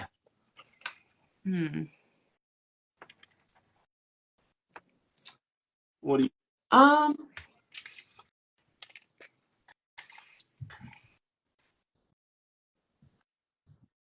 It'd be cool to be able to see at night. So whatever, yeah. Nocturnal vision? Yeah. Whatever that's called. I think yeah, like night vision, whatever that. Yeah, I think that would be cool. I would like that. Cuz I like the quiet. I like quiet. And so I like the idea of like at one time during the recession in 2007 I had a paper route, and one of my favorite parts was just like the stillness and quiet of being outside by myself. But it would be better if I could see everything better. Sort of the early morning before everything's up and moving. Yeah, like we would be out there at like 2 a.m. Oof. Yeah. Wait, we? Yeah, Chris and I did it. He got laid off from his job, and so we took on this paper route. Man, those were dark days. Wait, is Chris your husband? Yeah. Yeah. So we would it was around the financial crisis, and he got laid off and I had quit my job to do freelance, and so we took on this paper route to make a little extra money for Christmas, and it was such a like dark, sad time, and everything was weird, and like there were a bunch of empty houses on my block, and so we were trying to find like something that would help us keep our sanity. but we couldn't like afford to do anything. Yeah. So we would go and do this paper route, and then we would come home and we would make elaborate breakfasts and we'd watch Dexter. So we called it Dexter breakfast. And so we just sit and like we'd make like, eggs and toast and French toast, bacon and stuff, and just sit and eat our breakfast and watch that. And then by the time the show was over, we had like keyed out enough to where we could go back. And what was I gonna say? Okay, not Dexter breakfast. Shoot, what was I gonna say? Night vision. Not night vision. Oh man, I lost it. I lost what it was. I don't remember. Okay, it doesn't matter. It doesn't matter. It's not worth the fight in my brain to try to get it back. Shoot, yeah, okay. Well, I remember it was good, but it's not good enough apparently.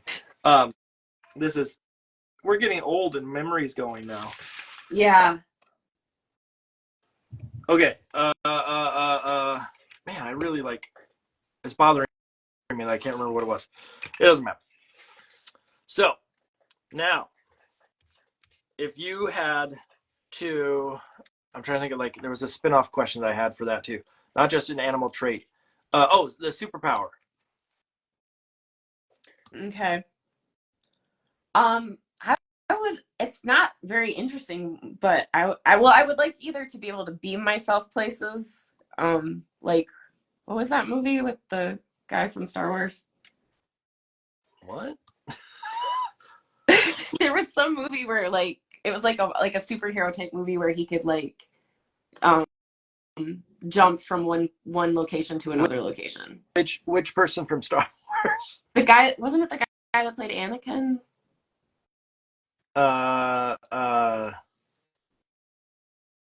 Wait, you mean Hayden Christensen? Yeah. He was in a movie where you could zap yourself somewhere? Yeah, it was like a time jumper or something. Oh, I don't know. Maybe. So then there was a point where he wanted to go on vacation to Rome, so he just went to Rome. My wife's saying clock watchers. I don't know. Oh, okay. So that would be cool. Also just it would be nice to be able to lift heavy things. Kind of goes back to originally with my art when it got too cumbersome. Having physical strength would be kind of cool. Keep it simple. Yeah. Yeah. What's yours?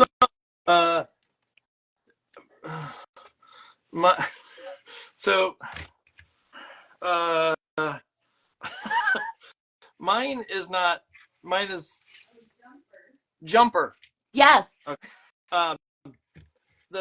Mine is I would like to have laser farts. I would like to be able to it's a little bit like Mystery Men with Paul Rubens, but I want to be able to specifically aim it without people knowing from afar, but it can go really far distance. And so one person gets hit with it and no one else notices. So you can just use it against people. You could be in a crowded room and hit one person across the way that you don't like, and they can't explain it to anybody else.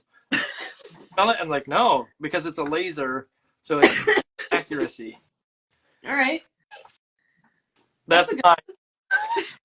Okay, here's a question that I asked someone ages and ages ago, and I think there's a correct answer to this, but I want to find out. This is a would you rather. Okay. Okay. Would you rather have a pea-sized hole in both of your eyelids or a quarter-sized hole in your cheek? Probably my eyelids. Okay, and why? Because I feel like it would be easier to manage. So if you wanted it to be dark, you could just get really nightshades or those eye masks for night or whatever. But if you have a hole in your cheek every time you go to drink something or eat something, or I don't know, seems like it would be problematic. Your pillow would get wet. Yeah, that too. That's Real no good. Now, Yes, I'd go with that. my, Plus, it would be a little more distracting. Like, at least with your eyelids, you could probably camouflage it a little bit better. my theory is the cheek one is actually the better one to take. And the reason Really? is there's a way to shut your eyes properly at any point. Even if you darken a room during the day when you blink, or if you want to shut your eyes or anything of the sort, you'd have to be in that specific room. And a cheek, I feel like a majority of your day, you're not running into the problem of, like, it's a proportion issue. So, like, a majority of your day, you're not in a position where you're going to have lots of stuff coming out of your cheek, right? But you are going to be in a location probably where you can't block the light effectively. Whereas a minority of your day, you're going to be in a situation where you can block the light, but you're going to have cheek juice. That's my theory. But then you could get like just some really cool ass sunglasses. But I mean, you get those like old people glasses that wrap all the way around. If anybody in the comments wants to answer this question, let's see if anybody else can answer. We had I used to have a bunch of would you rathers that were really messed up.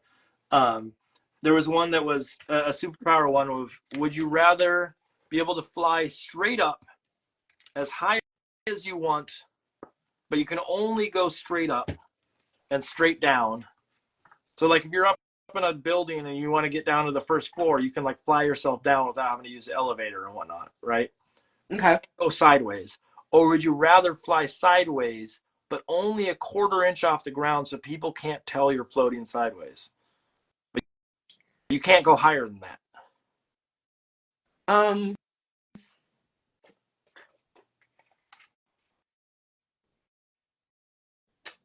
Well, what's the benefit of floating sideways? You don't have to walk anywhere. Okay. I mean, not that that's like a huge benefit of like, hey, I don't have to walk anymore, but just the idea of like, you want to be a little lazy. Yeah. Float. So sort of like at the airport when they have like the moving floor. Yeah. You want to go into the next room, you just kind of mosey on in. I don't mind walking. I think I would want the up and down one because then you could at least get like interesting viewpoints. Okay. Whereas the other one is just sort of, I don't know. I mean, I'm fine. I'm good with walking. I'm glad I can. I had one time, I forget what it was. Oh, I asked that question, and his answer was, I'd rather fly up and down. And I said, why? And he goes, because then I could get girls. And I don't know what that meant. I asked for a follow-up. He did not answer. That was it. Does he? It was like, does he what?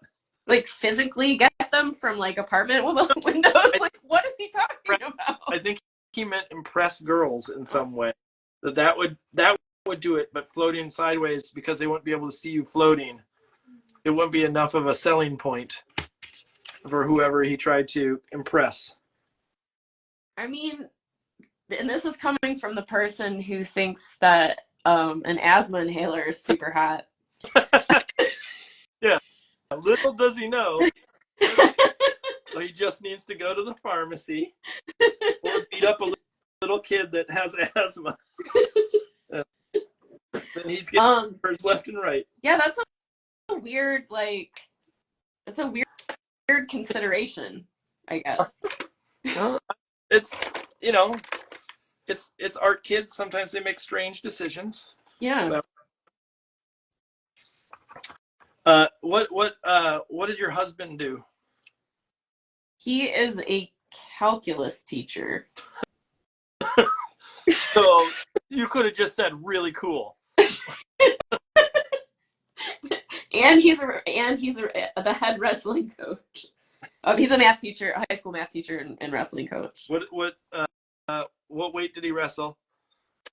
When I met him, he was wrestling for Michigan State, Oh, and he was 143. oh, he's like a real wrestler then. Michigan, Yeah.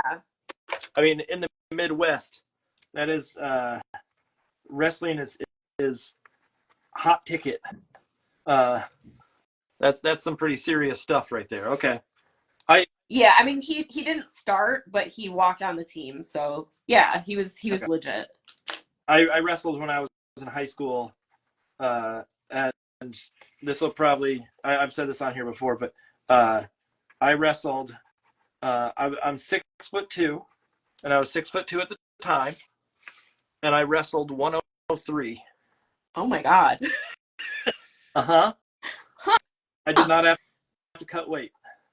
Oh my goodness. So you had the reach on people. Yeah, but everybody could get underneath in fireman's carry so easily because they were all like everybody I wrestled was like 4 foot something, and Yeah, those yeah, proportions. it's not.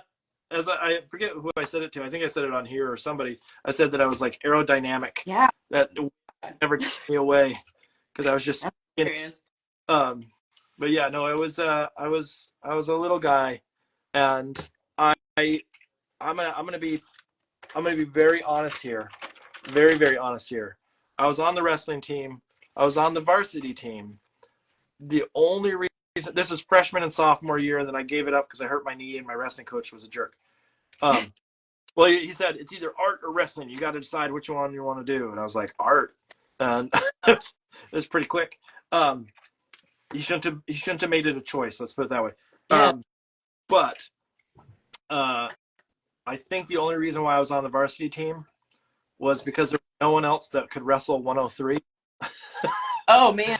and they needed someone. It's Now, true. That's a hard weight class to yeah, fill.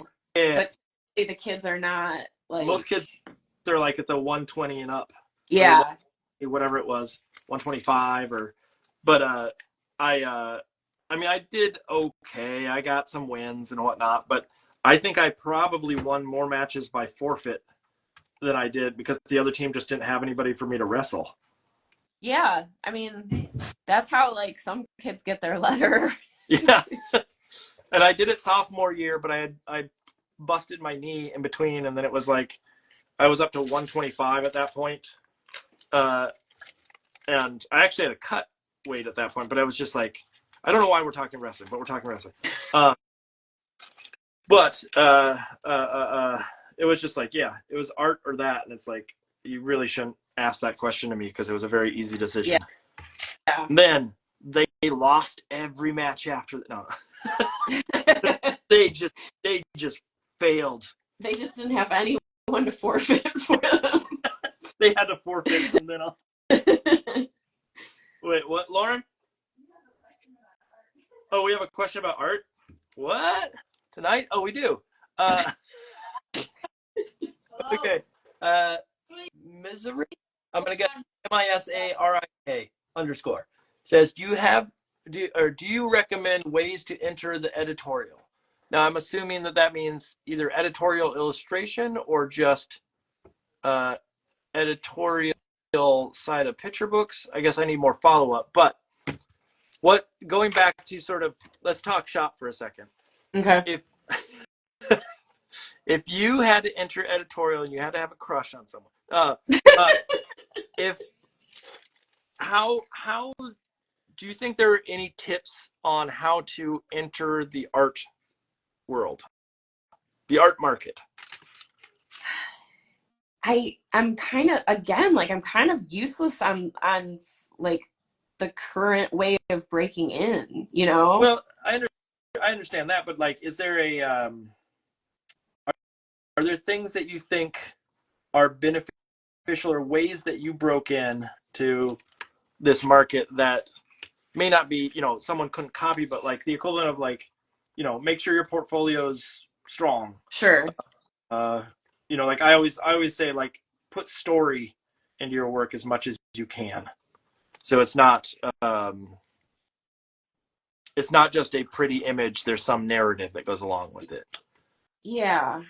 Well, I like what is that, like 10,000 hours thing where the more you Yeah, yeah, like, I know. Though I forget who said it. It's some famous painter or yeah, something that I said that. yeah, Come back- I do Yep. agree with that because I have to say, like, I'm better now than I was 2 years ago and I was 4 years. You know what I mean? Like, I do. I think if you're doing your work where you're constantly learning something and moving forward and improving and not getting stuck in a rut, it opens you up to more opportunities. Yeah. Um, How do you deal with the rut? How do you deal with, um, you know, the artist block or things of that sort? um, I mean, I usually have like a few things going on at once. So if I'm stuck on one thing, I'll just go work on the other. Um, so Do you ever that's situa- kind of how I deal with it. Like I'll have like, like even like work projects, and then like I have a lot of personal projects that that I jot down and want to work on, and so I'll kind of pick one of those up. do you ever get stuck in a situation though wherein, um, like you just can't move forward? I mean, obviously, like having another project that you can jump on and go, "Hey, today I'm switching to this," is handy because you can break the mentality of like being stuck. But have you ever been stuck to the point where in like jumping to another project isn't enough? And maybe you don't. I don't know. I'm sort of like posing the question more so than anything else. Yeah, I'm trying to think. Like professionally, no, because you kind of just don't have a choice. Got to get it done. Yeah, like you have to meet your Yeah. deadlines. Um, and I guess like I mean there have been times where I'll just okay, for like character design, there have been times where like one character will come really easy and then the other one I'll be struggling and it just won't feel right, won't feel right, won't feel right. And then I will like scrap that person or character and then try a completely different Yeah. angle. And try to shake it up that way. Because I kind of feel like when you're hitting those roadblocks and they're not moving at all, that's telling you that you're like completely in the wrong spot. Is there like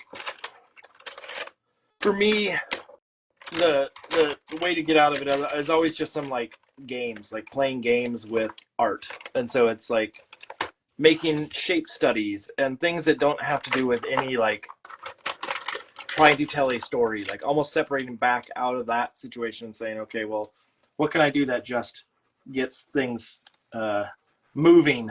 Yeah. And um, but um, sort of thinking, going back a little bit to that idea of like, how do you break in or how do you start? Are there things that you think should be in a portfolio? Are there skills that you think are really important to like? Communication is huge. Being able to communicate and express your ideas effectively is huge. But are there things along that line that are maybe not um, like soft skills? Yeah. I think keeping your ego in check is pretty important because literally no one wants to work with a jerk. Yeah. And so then I also think that it can make it if I it's pretty rare that I would take a project and be like, oh, I'm too good for this. Like you have to find there's some lesson or some skill set or something that you can get out of everything that you work on. Um, so that like if you have to start out doing some of those kind of less desirable gigs just to build up connections or networking or skills or a portfolio or whatever, you kind of just have to pay your dues, I guess. Oh. Um, and try to remain positive about it. It's put in the work, put your head down and just do the work. And it sounds so simple, but like it really is. Put your head down, do the work. You will make it. May not be the speed that everybody wants it to be. Sure. Always going to be, well, tomorrow you're going to have a job. And in fact, I think that happens for everybody that like, even if you've been working for a long time, there's times where you're going to end up with you know, not everything's going to be rosy on a regular basis. Um, I think too that there's like I have seen drama come out of situations where people are unable to like, I accept that when I'm doing especially like a book project, because I haven't had the opportunity to write anything that I'm illustrating, so everything I'm doing is a group project, you know. Yeah. So I have to go into it with the mindset that we are all using our expertise to try to make this thing the best thing it can be, and sometimes that means checking your ego and deferring to, you know, other choices that have to be made. Yeah. Other um, people. and be flexible. And I'm not saying like, I mean, you can push back on certain things, but I have seen people get just like, they just want to like own every decision that's made and every choice, and it just ruins the whole thing, I think. Yeah, there was no, I won't say this. Sorry, I was gonna tell a story, but I don't want to call someone out specifically, or I think it could come back to me that they would hear it, so never mind. Uh, play it cool, Mark. Play it cool. No one heard that. Um, yeah, you got to be respectful of the process, and I'm going to answer also on like if it really is about editorial illustration, and how do you sort of ways to enter. I think the big thing is don't start aiming for the big guys until you get some of the smaller publications and things of the sort. Just the same thing with books. Like, don't expect your first book to be a, you know, New York Times bestseller, or you know, with some publishing house that has an amazing reputation. Sometimes it's got to deal with like the small guy and learn on the job and bring that to the big publisher later. But on the editorial side, I think the main thing is like concept building and just, Yeah. and you have good concepts, just like in you know, kid lit. The idea is, can you tell a good story, whether it be through written word or it's through visual? Do you understand how to break down the beats of a story and create an interesting sort of narrative that happens both in conjunction with, but also independent of the other half? So, you know, can the illustration work without the writing, and does it enhance the writing, Yeah. and vice versa? And so those are like ways to manage. I'm trying to think if there's any other like helpful tips that I can think of off the top of my head. For the most part, I think, yeah, you're right. It's just put in your dues. And it's not to say that you can't break in earlier than that. It's not to say that everybody has to like you have to somehow pass this threshold to be cool, to be in the cool kid club. But I do think that it's very hard to jump into it without having some level of understanding of the process, of the materials, of how the industry works, all those kinds of variables. Like, I don't know about you, but you know, the first book I worked on, I go back and look at it, there's some things that I did in there that were not just not great. Sure. It's not bad of any sort, but it just like there were things that could have been better. Yeah. And now that I look back, I'm like, I appreciate it. Someone asked me, there was a, I think it was a college student or a high school student wrote me saying like, hey, can I ask you questions about, you know, for an assignment, we have to contact an illustrator. I chose you. Can I ask you these questions? And so I, you know, of course, sure, fine, whatever. And one of the questions they asked was about like, tell me about a project you worked on. And so I told them about a project, and they said, was this your favorite project? And I was, not really, or I forget what it was. It was something like that. And then they said, is it, are you proud of the work? And I said that I am proud of it. I am not, I'm proud of what it was and how it got me to where I am. It is not my favorite piece of artwork that I've done. Sure. And I think that's the mentality of like, get past the point we're in, everything has to be wonderful and lovely, and move it to a point wherein your brain goes, oh, that was helpful for where I need to be now.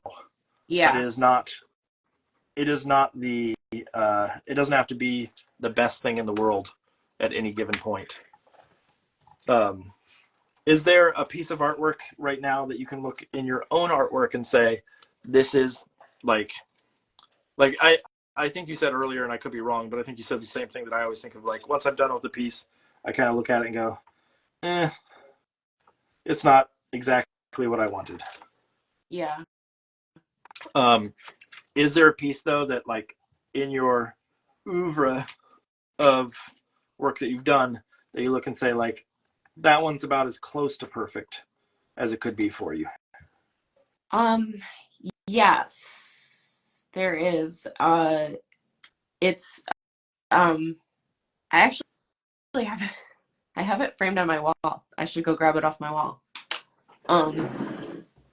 It's one of my paper cut pieces. Oh. Yeah. I said that way. Oh.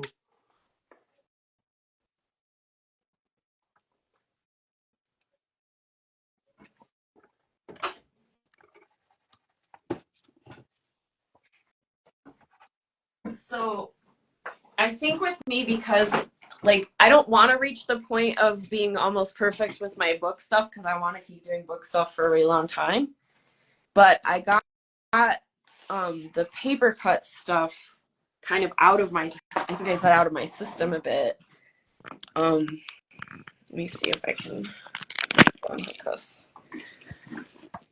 Hello. Oh, damn. I don't know how to reverse. Oh, okay. Damn. There. So this is my secret garden one that I did, and it's all one sheet of paper. That's intense. And the thing that was so interesting about it is I didn't sketch it out. I just made it. Yeah. And so, like, I knew I wanted to do secret garden, but it just sort of, like, at the time just made sense to my brain. And it took a really long time. But like that particular one definitely is probably the closest I've come to, like, really, like, continuously being happy with something that I've made. I mean, that was just technically efficiency in a way that, like, it's hard to not look at that and go, that's impressive. Are there things that you do now that, you know, you look like, this is the thing that I'm really happy with most of the time? Like, most of the time when I look at my work, the thing that I get happy with is I enjoy the way that I sort of play around with shape, and I like being sort of with proportion and things of the sort. Like, I have one arm that's really long, and then one that's stupid short in this case. And I'm wondering, is there something that you look at your work now and go, like, if I had to hold on to one little element, this would be the thing?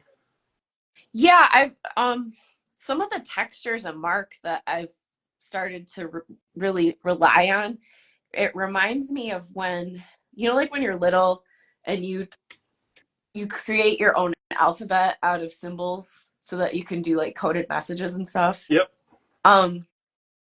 It reminds me of that. It's almost like a language.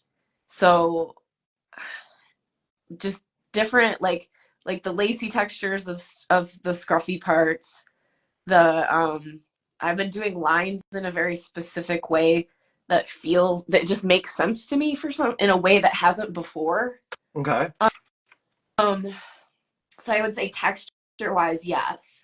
Like, I'm constantly, like, refining and working with that, and it feels good. Like, physically it feels good to do it, and it makes sense in my brain. But as far as, like I mean, I've had, like, drawings that I've liked. But as far as, it's hard with a book because it's so many drawings, you know? Yeah. To pinpoint, you like a little thing from this one and a little thing from that one, and Yeah. like there's certain pieces from certain books that are really, really special to me. And then there's other ones where all I can see are like things choices I would have made differently. So I think that's why I like books, because it is such, you know, it's such a large challenge. And you can't ever get it perfect. Is there a type of artwork or a type of media or something that you would like to tackle at some point just for the sake of like mixing it up? I would really like to, at some point I would like to do a graphic novel. Okay. Because I haven't, like I've done a lot of stops and starts in the past with it, but I would like to I just like the idea of all of those storyboarded scenes, and like it's kind of like a marathon, you know? It is yeah, that is one of those ones where, like I've said on here many times, that I know there's lots of art directors and people out there that want to see that kind of stuff. I just don't think I have the ability to not necessarily to like, I understand how to do it. Sure. Well, I don't think I have the ability to spend that long of a time on a singular thing. Yeah. And to draw the same thing that many times without making myself go nutty of some sort. And so like I totally, you know, if it wasn't for that, then yeah, that would be the ballpark to play in, because I know there's so many people looking for the next big, you know, graphic novel of sorts. Yeah, like I don't think it's something that I could do on a regular basis, but like before I'm done, I would like to have done one. Yeah. Makes sense. Yeah. I do want to give us a warning. We got 4 minutes left before this is over. You lasted. You are a Gabbing Dude official. Oh, I'm gonna get the hat. And Well, guess what? My child has shown up with her rubber bands that I'm supposed to put on her braces. Hey, Hey, come here. Hey, you want to say hi? Well, here's my teenager. Going. please. All right. Well, give me 4 minutes, and then I will. Okay. I'm gonna wrap up, and I'll come. Okay. I'm thrilled that you're still awake on a school night. That makes me look like an amazing parent. All right. Okay. All right. Go. Jeez. Well, this has been awesome, dude. Thank you. Well, this is great, and I must say, I got one last thing I got to glue down. I'm waiting for one thing to dry, and then I'm gonna do that, and then I'm gonna be done, and I'll turn the camera to me. I can't say thank you enough for filling in at the drop of a hat here tonight, and I really, really, really appreciate. And if you did live closer, we'd be calling you up and saying, "Hey, come over. We're gonna watch a dumb movie." We're watching Garbage Pail Kids for the second time. Do you remember what the movies are? Garbage Pail Kids? Okay. I need to put it on my list. I have Garbage Pail Kids. The one with Fred Savage. Oh, The Wizard. The Wizard. I think it's The Wizard or just Wizard. If you look up Okay. Savage movie, you'll get it. And then the other one was, oh shoot, what was it? Lauren, do you remember what the third movie was? Oh, Thunderpants. Ah, Thunderpants. Yes. How could I forget? Those are your requirements that you need to go watch. Right on. I expect a report after the fact on those movies. I will get my full review. You Oh, so cool talking to you, and by extension, Lauren. yeah. She's upstairs and has been, I'm sure, enjoying the night. I know she laughed quite heartily through a majority of it. So, I mean, we're funny people. Well, at least one of us is. I'll leave you to figure out which one. All right. Well, thanks for having me. I appreciate it. I will see you on the interwebs. Okay. Bye. Bye. Okay. real quick, time's going to run out in a second. For those that are watching, and we're originally we were going to have on Meg Hunt, we are rescheduling that. And then next week, Lauren, who do we have on? I've drawn a blank. Yeah. It's on Wednesday because day before things. Who? Oh yeah, Cornelia Lee is going to be on, but it's going to be on Wednesday night, the night before Thanksgiving, because I'm not giving up my Thanksgiving night. Okay, that's it. Bye.